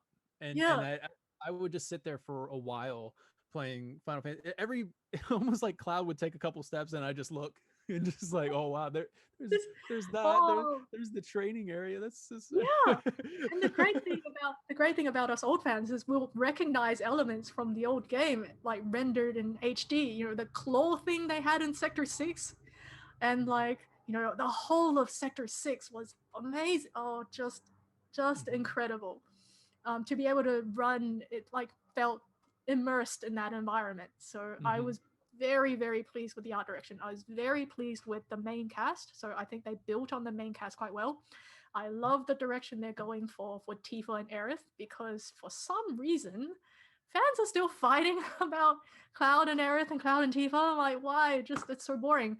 But the remake is kind of like, well, you know what? They're besties, and there's nothing you can do about that. Now they're best friends. Is or maybe, and maybe more. Right? I'm looking for the maybe more element of this. I'm like, maybe they can ditch Cloud altogether. Who needs Cloud? What about this Clouty Clareth? It's free. It's what do they call it? Tifa? Clarity? Airty? I don't Clarity. Whatever. It's so boring. I hate there's one element of fandom that I dislike intensely. It's the inviting. I was like, who cares?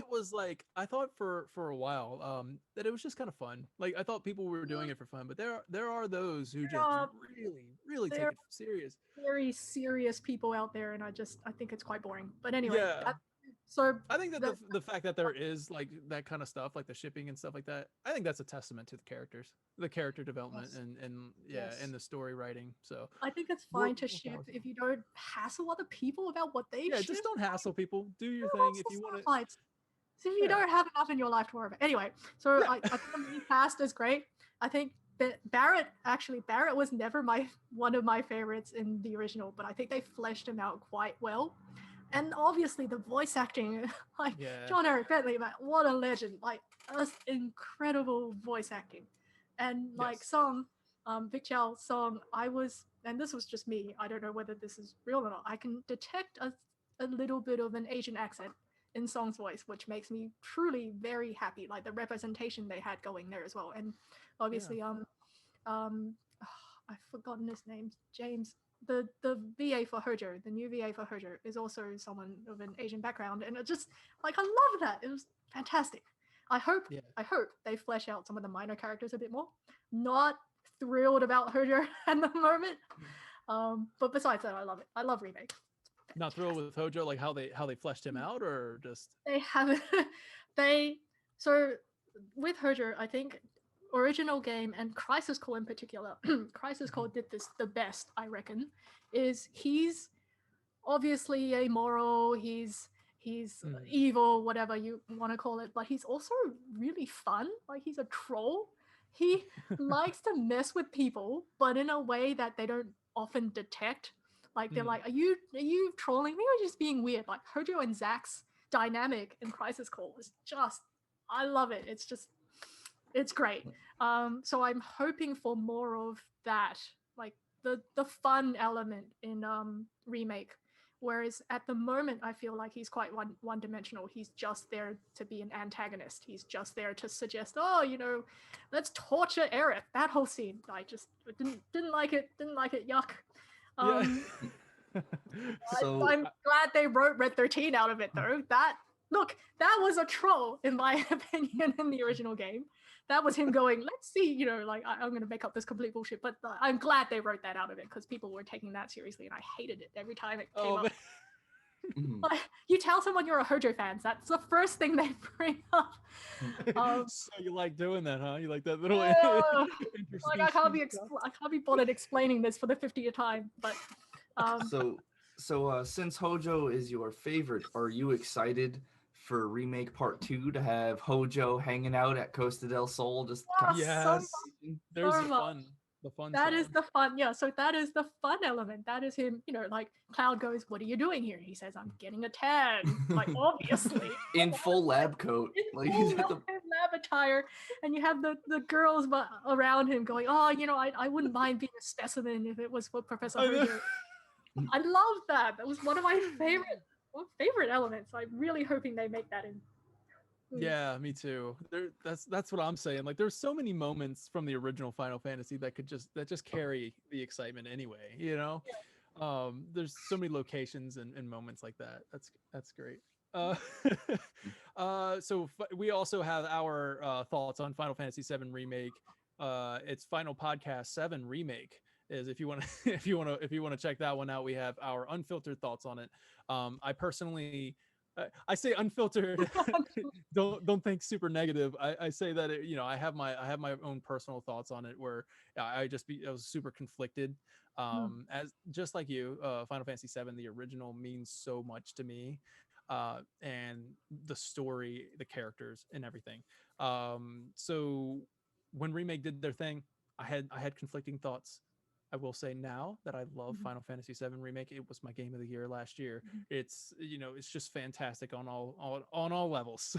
So, Vinny, fan question?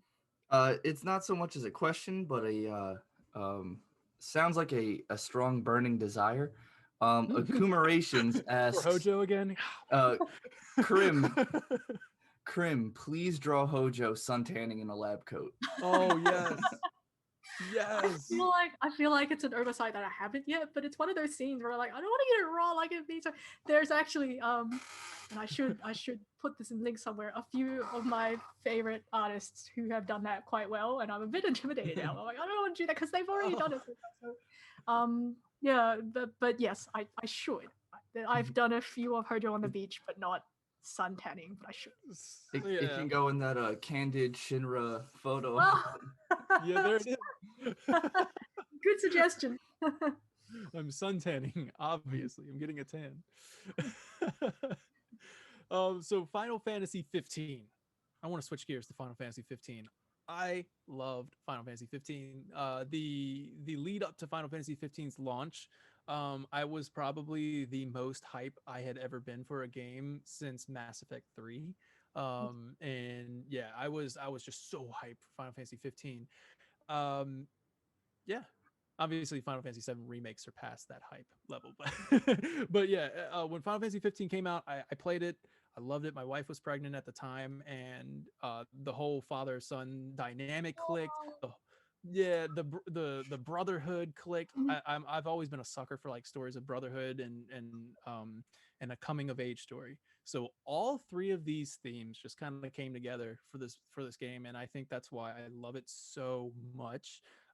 It's a very focused Final Fantasy. Like it's focused on Noctis and his journey. There is so much lore in the Final Fantasy 15 universe. If you dig, if you dig, if you just look, you know what I mean? Like if you just kind of look around. So yeah, This thing is a blessing. This for there anyone it who is. hasn't read this, gotta read this. It's great. I'm gonna be honest with you, Crim. I You didn't didn't read like it? it. I didn't read it, and because like when it came out, I heard rumors about what they were doing with it, like how they were going to kind of change the ending, and I was like, oh Yeah. man, I don't like that. I kind of really liked what Yes. Noctis did at the end. We were talking to Dan Cito on the last podcast, final podcast. Another great What are we? guy. Yeah, yeah. Oh man, he's awesome. He was a lot of fun to talk to, and he worked as the community manager leading up to the release and at the release of Final Fantasy 15. And he made a good point. He said that Final Fantasy 15 is kind of the only Final Fantasy where the main character or the team doesn't defy destiny. And I was like, I like that. And yeah, and then I saw the book. And I was like, uh-oh. So the Yep. book is going to kind of reintroduce this destiny aspect to it. I So same misgiving, but yes, go on. Yep. yeah, so I went on your Twitter I was just looking for some artwork to put in the slideshow, and I saw that you posted about the Dawn of the Future book, and you were like, "Oh my god, this book is amazing! I'm not going to spoil anything." And I was like, "Uh oh, I should probably like try to catch up on this before we have our conversation." That's okay. So I watched Final not Final yeah, the Final Fantasy Peasant, which just I'm sure everybody who's watching a Final Fantasy podcast knows about the Final Fantasy Peasant. Yeah, he did this really cool breakdown video of the book, and I started watching it. I watched about half, and I said, "Wait, this sounds really cool." I'm gonna stop, and I ordered it on Amazon, and it comes in on Monday. So I'm just gonna I'm just gonna read it. Fantastic. But I do know I know the gist of it. So I know the whole thing. So we can talk about it freely if you want. So spoilers for the book if you haven't read the book or if you're interested in it. I know what happens throughout it, but I didn't know all the intricate details until Peasant broke it down for me, and I was like, I want to read that. But yeah, so Noctis kind of defies destiny in this one. Yep. So I was gonna ask you what did you think of that with Bahamut being the main villain? I so I just want to backtrack a bit and just 15 in general. 15 in general. The first thing I'm going to say is I was not excited about 15 at all. So getting into 15 itself was a story, another story. But if we talk about Dawn of the Future first, I think it rounds out the 15 story quite well. So I think it helps, or like if you read the book, and I'm gonna, if I'm wrong, somebody will correct me. But after reading the book, it feels like it was meant to be there all along. So obviously we had the canceled DLCs, which was sad, very very sad. The canceled DLCs, and the story of 15, yes, did feel complete at the end. And I was a little bit hesitant about a story that would undo Noctis's sacrifice, right? So the whole of 15 was about sacrifice. It was about succumbing to fate, the greater good, the bond between individuals as you're challenging fate, like who can challenge fate. So I didn't really like that they were bringing something that I thought was just going to correct the story so that fans can go, oh, they're not actually dead. Great, hooray, a happy ending. But Dawn of the Future actually feels like the reverse side of a coin. So the head side is obviously what happened in 15. Like if you follow your fate, this is what will happen. The reverse side is if you challenge your fate, you can still, like, this is what will happen. And I like that they challenge their fate, because from the very beginning in 15, my question was, why are they going ahead with this? There must be another better way to go about this. Like, why are they just taking Bahamut's word for everything? Like, why does Luna have to sacrifice herself for this? Like, there must be better ways. What are the gods? The gods always felt like, the Astrals felt like they were withholding information from these people that they tasked with saving the world. Like, why are these people saving the world? Why can't the gods do something?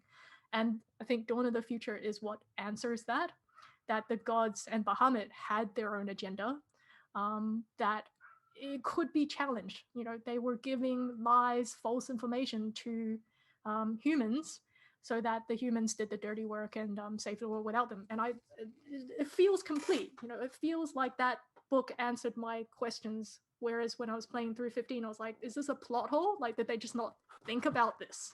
Yeah, so I was really happy. Fantasy. You can do that. You can do this. You Didn't can like defeat it. gods. Did you guys know that you're in a Final Fantasy game? Like, Yeah, you're exactly, supposed right? to fight a god at the end. What are you doing?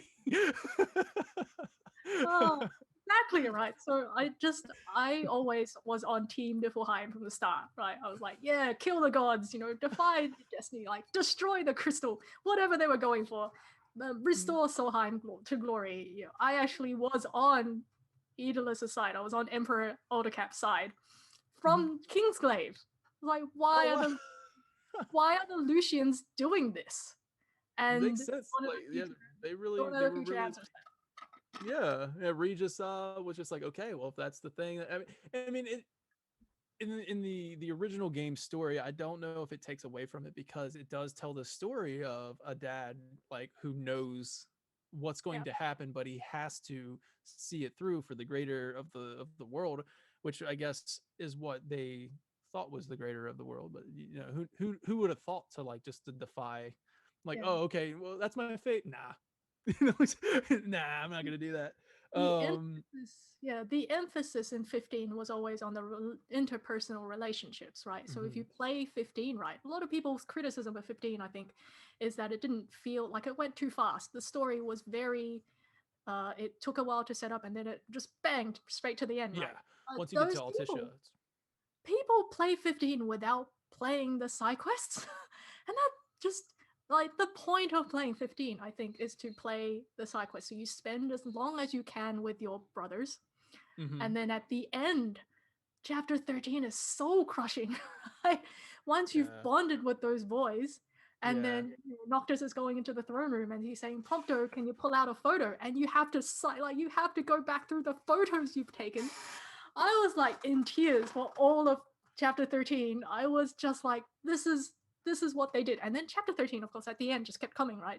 Was it chapter 13 or 14? The final chapter. You defeat Arden, and then you get this like slideshow of all of your photos. Oh, why are they doing this?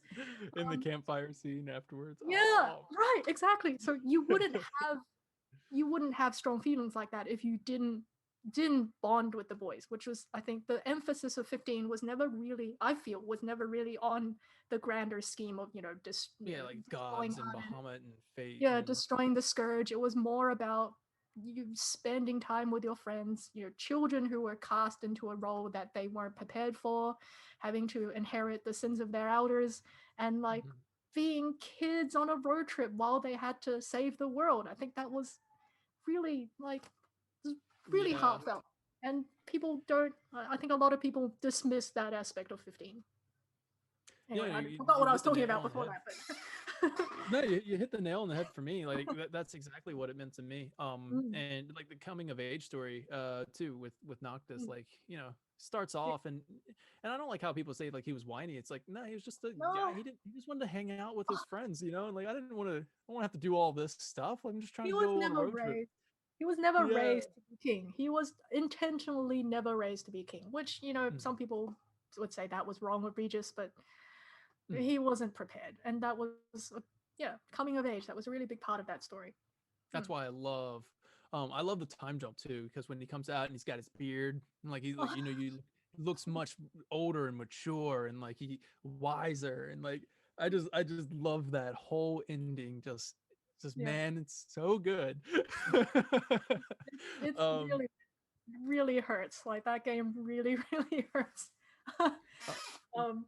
Vinny, could you read that one from Akuma Rations? Sure. The most recent one. Yes. So Kumaration says, I was lost in life when Final Fantasy 15 came out, and the game's dynamics really saved me and allowed me to get back on my feet. Yeah. Exactly. I'd love to. Yeah. That's the great. most seen comment. I think I see that being said about 15 more than any other Final Fantasy, because you know, I've been online for 25 years. I just that is what people say about 15 when they say it's their favorite Final Fantasy. It's actually so many people have 15 connected to a major life event. And if I have time for one more story, I feel like You I've talked have about. as much time as you want. Like, I don't want to keep you. We've been talking for 2 hours, but I don't want I'm fine. I'm I don't fine want with to be talking. boring. No, So not at the fact that 15, so 15 means a lot to a lot of people, and 15 means a lot to me as well. Maybe not quite as dramatic as my 7 story, but Mhm. I how I got into Final Fantasy 15 was I was never hype. I played 7 and I'm sorry, I haven't played any of the others.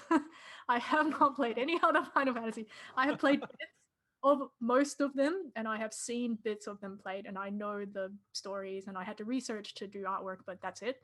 And I never intended to play 15. It wasn't exciting. But my best friend, whose name is Eel, hopefully she'll tune into some of this, so I link her. So my best friend Eel lives interstate. She comes over to visit, used to be a few times a year to do conventions and things. So once she came over to visit and she said, oh, there's a Final Fantasy movie out in the cinema at the moment called Kingsglaive. And I really want to see it, but nobody will see it with me. And I'm here now, so can you come and see it with me? And I went, no, I'm not going to do that. I don't want to do that. I'm like, Final Fantasy movies. Like, aren't they usually really bad? And let's not talk about having children, because like that's another. I'm like, I don't really enjoy Final Fantasy movies. And she's like, oh, come on, just come with me. Do it as a favor. I'll buy you a ticket. I really want to see this movie, because she's in love with Sean Bean. I'm sorry, Eel. She's in love with Sean Bean. So she's like, Sean Bean, I really want to see it. And I'm like, She fine, just fine, I'll cries go in see it. every movie that he's in, doesn't she? And of course, he plays the king, and you're like, well, I know where this story's going. But Whoops, it's Sean Bean and he's in a movie. Oh, well. So I said, okay, fine, I'll go see it. Just do it as a favor. It's nice. And just it exceeded all expectations, which is probably because I didn't go in with any. But it was incredible. When the movie started, I was like, oh, here we go, another fantasy versus science trope. I'm like, I'm not interested. But the more the movie went on, the more I was like, yeah, this is actually really interesting, because I love Regis. I have the biggest crush on Regis. Sorry, biggest crush on King Regis. Biggest crush Better than on Hojo. I'll give you that. Ah, yes, it's a step up.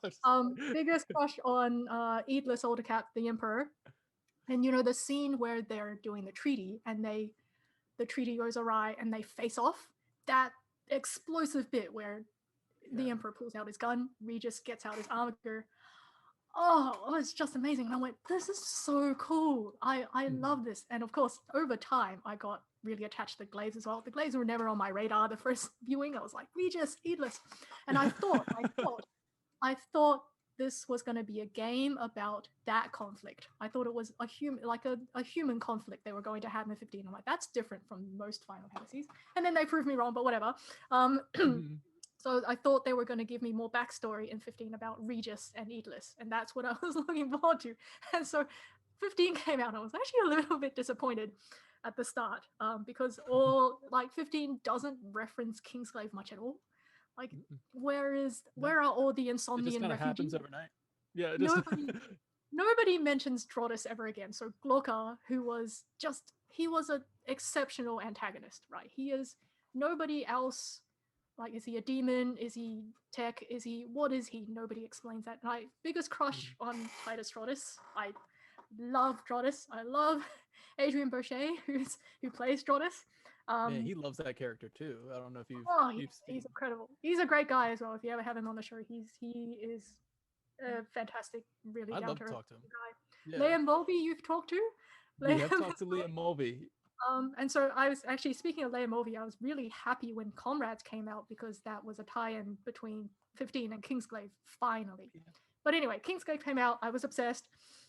And I started drawing 15. And one of the first pieces I posted onto Twitter. So I got Twitter, I posted, and I'm like, I want to draw Regis. And then I found out that they used real faces for a lot of the cast. So John Campling, who plays King Regis, that was his face.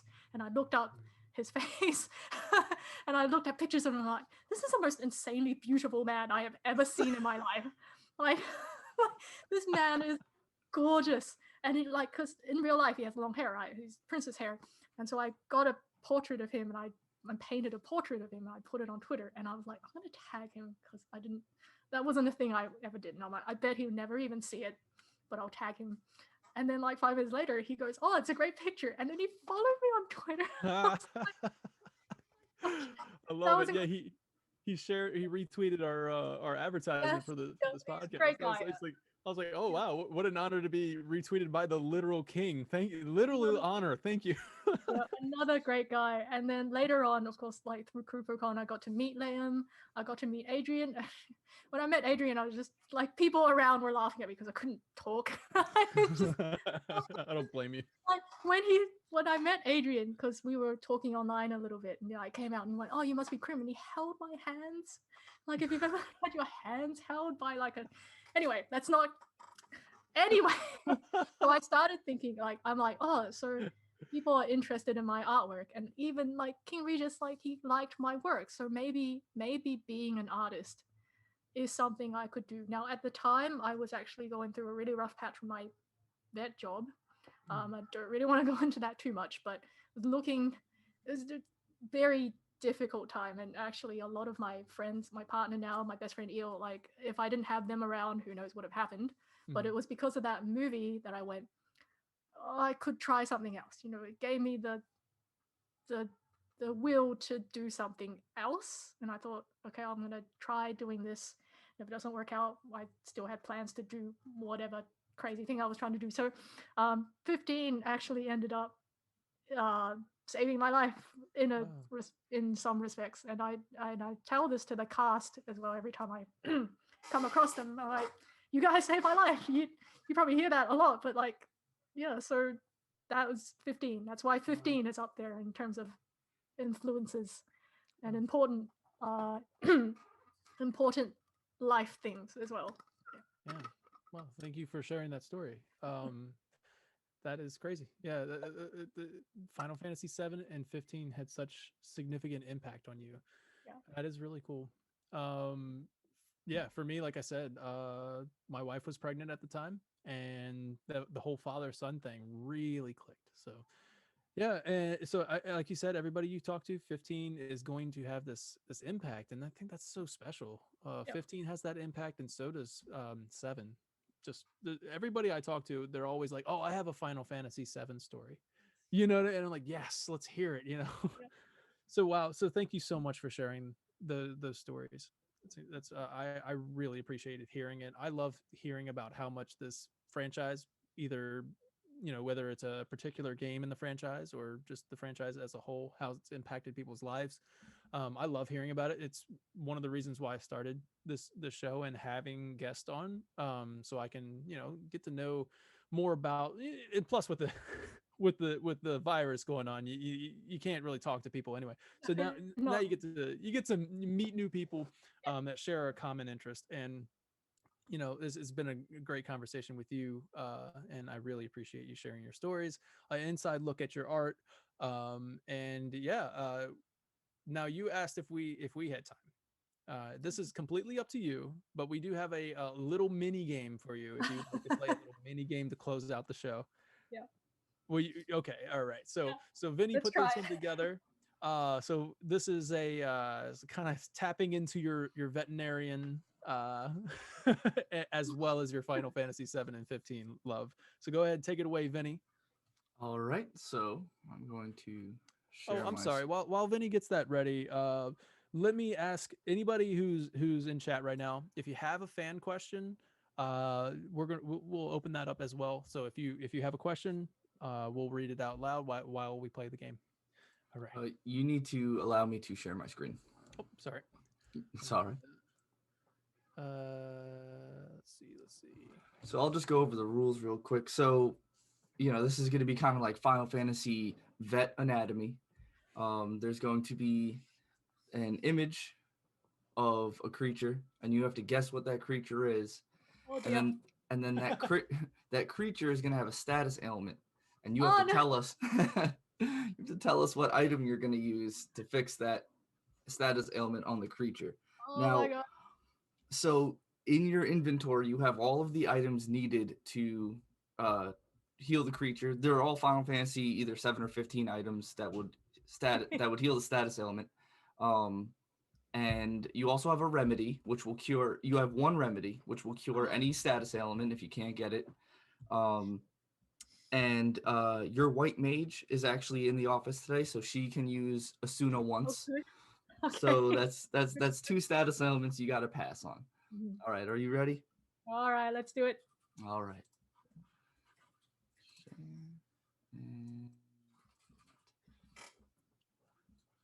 Okay.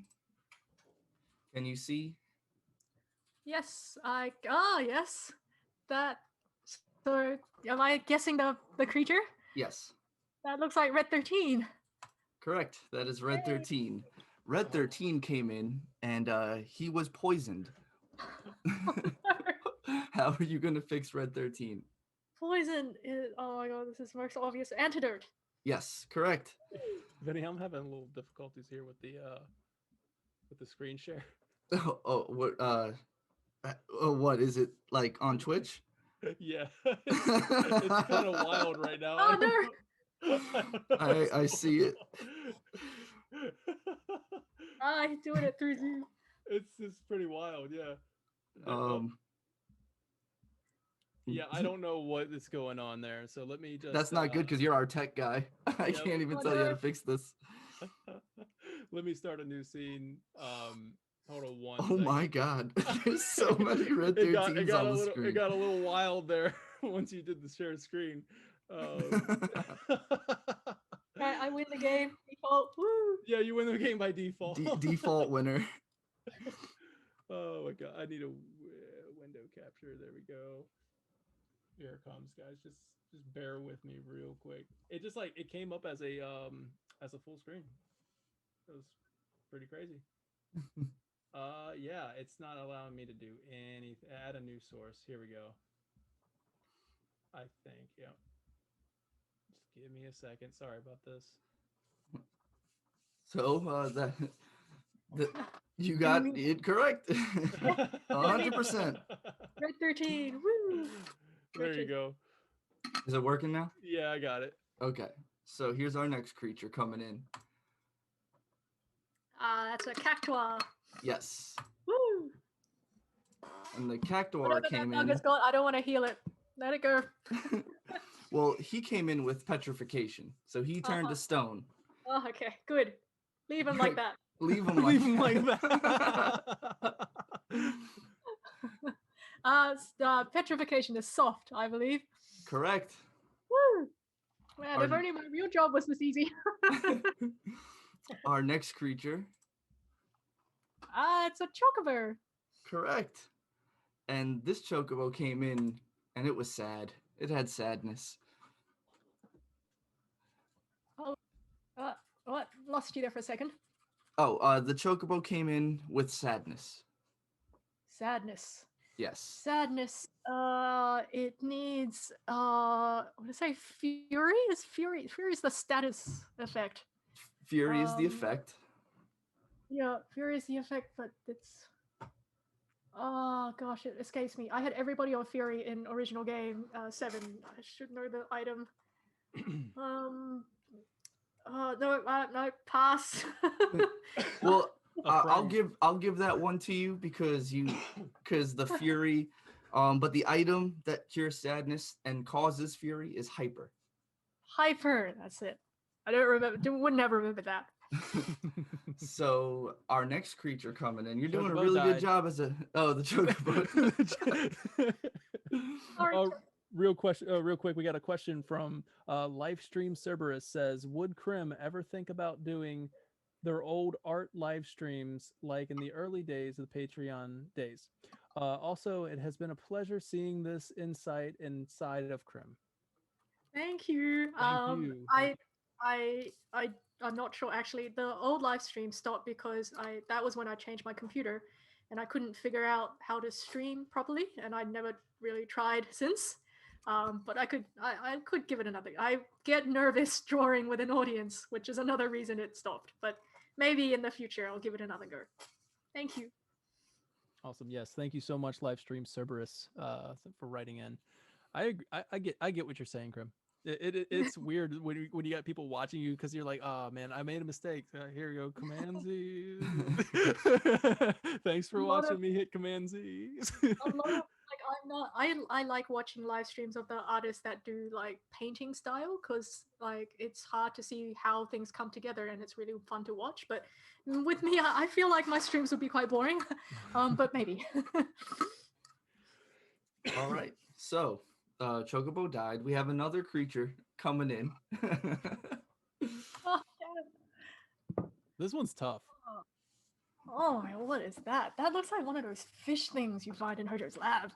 I don't remember the name. I would not remember. This one, when he was showing me earlier, I was like, this one's really tough. If you want, I can give you a clue. Okay. Is that okay, Vinny? I give her Yeah, a clue? yeah, absolutely. All right. Final Fantasy VII Remake. Yes. It's in Final Fantasy VII Remake. It's kind of early on. It's you know what? I can even give you another one if you'd like. It's a side quest. Oh, is it one of those dumb dragon things? Which I can't remember the name of. The dumb Like the one dragon things. That like flies out of reach, like casts arrow. That's that. Yeah, that's Yes. Oh, yes. what was Yeah, the that's name? it. What was the name? I don't remember the name. I'm sorry. It is the Cerulean Drake. Drake. That's it. Oh, I hate those things so much. I know. So annoying. And Danielle McRae was actually on our show. In one of the final podcasts, we had Danielle McRae, and she was the voice of Gwen. Yes. Yeah, and she was the one that talked about these Cerulean Drakes that gave you the quest. Yeah. I hate them. I hate them. So you're probably not going to want to cure this one either. This Nah, this one came in with Silence. Silence is you know, I usually just remedy silence. You have a remedy, Silence. right? You do have a remedy, and you do have an Asuna. But I don't want to use it on this bugger. I mean, it's just I don't even want to use it on this. I don't want. Let it die. Oh my gosh. You can tell I don't play many games. Silence is. And I also just wait for silence to pass. No, I'll use my remedy. There we go.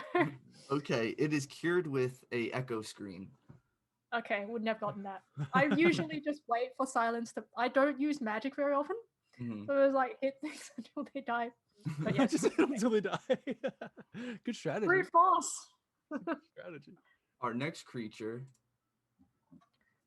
That is in the corner of my screen. This one's pretty tough too.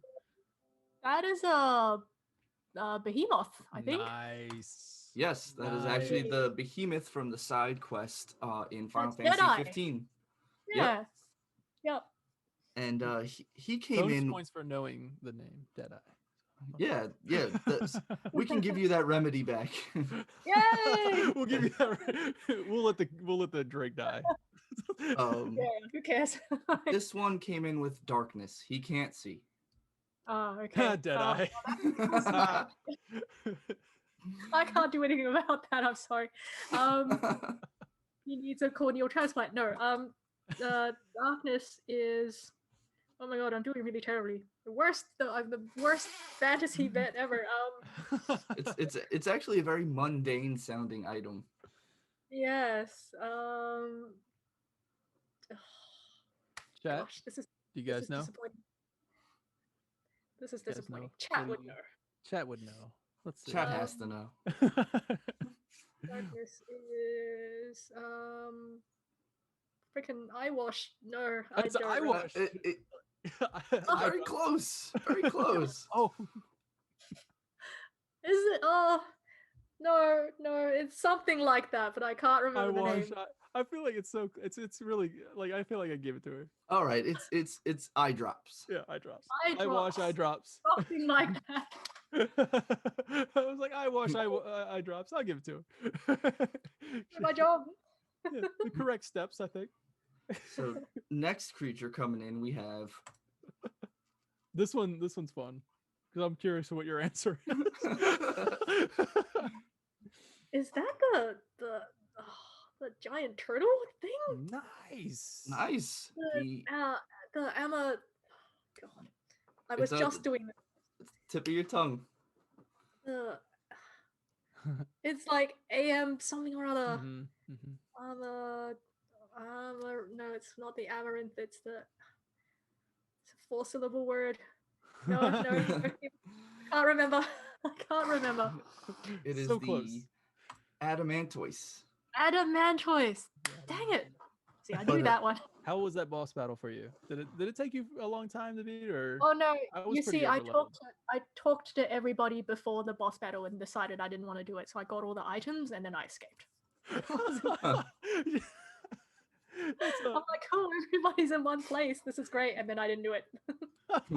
It was actually a really pretty, for me, it was a pretty easy battle because I was so over leveled. Like you said, you're supposed to do the quest. Well, I did every single one. I did every single Good. side quest. So I was As you super overpowered. Everybody was level 99 for me fighting this thing, so it was kind of just like a regular fight, just a Yeah. little longer. Just took a while Yeah. to just keep hacking Um, out. This poor guy's status ailment, he came in with small. I see what you did there, Vinny. Well, that solves the problem. We don't have to beat him up anymore. Now he's a cute turtle. Yep, Yeah. Now he's a pet. Oh, is so bad at this. Is growth an item? No. Remedy this. Remedy. Honestly, I'm gonna be honest and say I carried like 50 remedies. Like I ordered That's it. remedies and I didn't use anything else. And I forgive you for using a remedy on this because I usually just used remedies or Asuna or heal on everything as well. Yeah. And you very rarely run into small as a status ailment in Final Fantasy VII, but it's cured with cornucopia. I see. Never would have gotten that. Yeah, So Vinny our- coming at you with the hard ones, man. Those are difficult. They're difficult. If So you know. our next creature who came in, Mm. Oh, that looks like the old version of the Drake from 7. No? it's a kind of dragon. The are they called, like, you find them in the Northern Crater area? The white dragon, blue dragon, one of those things? No. Yu-Gi-Oh? Blue-eyed white dragon. No. Yeah, is that the blue-eyed white dragon right there? Does yep, it's the Yu-Gi-Oh crossover. Yeah. Does I have seen a bridge. That's all I know about Yu-Gi-Oh. Yu-Gi-Oh abridged, very funny. Yu-Gi-Oh. Well, does chat know? yeah, that would be interesting if Chad could tell us what this is. I feel like once you hear it, the answer, you're gonna be like, oh, that's right. Yeah, that's right. You're gonna know exactly who this is once. Well, obviously, we're gonna know exactly who it is once we tell you. Yeah. But if you want a clue, I could Not give you. Leviathan. It's not Leviathan, is it? It's not. no, but you're getting closer. Closer So- to Leviathan. Do you want a clue, or are you kind of working at this? No, just tell me. Put me out of my misery now. Okay. Wait, hold on. Let's show her the full image. All right. What is it? What the? That's Bahamut Zero. Bahamut Zero. Oh, Yeah, if you have to actually unlock. Like he's a I secret. don't think I thought that. Yeah, that's a secret summon. Yep. Yeah. Off of the when you're in space and you have to enter the code to get the huge materia from the rocket. That's who. Oh, That's who you okay. I get. never did. I was very bad at the Easter eggs in 7. I never defeated the weapons either. I was too bad. Interesting. So Bahamut Zero came in with Frog. He's a frog. Maiden's Kiss. There we go. Maiden's Kiss. So our next guy, kind of a mean guy, but That's a Tomberry. There's little nice. swear words. Well, he came in with Fury. Oh, that's Tranquilizer. Yes. Yeah. And it's it's about closing time. You have one more guy coming in. That's how did he fit through my door? That is, Ruby Weapon. Yes, and Ruby Weapon has death. Oh, So good. Death. yes, he's knocked out. Oh, Phoenix down. Yes. Yeah, but why would I? Yes, he's dead finally. So you can get another Desert Rose. You can't have too many gold chocobos. So Okay. the way I read that is, if you don't love me at my best, then you don't deserve me at my Final Fantasy 14. Yes. So this is the Final Fantasy 14. This is how Ruby Weapon is going to look in Final Fantasy 14. Very strange. I personally like the Slender Man look from Final Fantasy 7, but he does look pretty cool. And if you haven't seen Emerald, Emerald looks really cool in the Final Fantasy 14 rendition as well. I like Diamond in the Kingsglaive movie. Very cool. That is a good Easter egg. That's kind of like what they went with too. They went with the Final Fantasy 14 design, or at least or vice versa. Very grungy looking. Well, thank you so much for playing that game. I hope you enjoyed it. It was definitely a tough one, especially you kind of only played Final Fantasy 7 and 15, so that is completely understandable. Those are some tough questions. I'm like you. I just use Remedy, or just wear a ribbon. Or heal. Or like if anybody's ever confused, I just hit them. Yep. Well, so when I was going through the status, I was gonna have Confusion as one of them. But Confusion, the only item is a remedy or smacking them. That's all Confusion will do. And same thing with Sleep. Sleep is you either have to use Asuna or smack them. Yeah. Wake up. Yep. Real veterinary cure is no, we don't go around slapping animals. Please ignore that. Sometimes want to slap clients, but not the patients. Yeah, you slapped the client for bringing them in there. Why did you do that? You neglected them. All right, so that is the final podcast. I think that will wrap it up. But before I do, thank you so much, Crim, for coming on the show and explaining your process. I just love the inside look at your thoughts on all your projects, your current project. I also love talking about Final Fantasy 7 and 15 with you. So thank you so much for sharing your stories about those games. Every time, like I said, every time somebody tells me like a story that has impacted them in that way, or just by the chance or destiny, shall I say the word destiny? Yeah, that's awesome. That's just really cool. So thank you so much for sharing that. That's what we do this podcast for. Thank you for having me on the show. Yeah, it was a pleasure. A lot of fun. You've been a great guest. You said you get super nervous, but I absolutely love talking to you. So thank you so much for being on the show.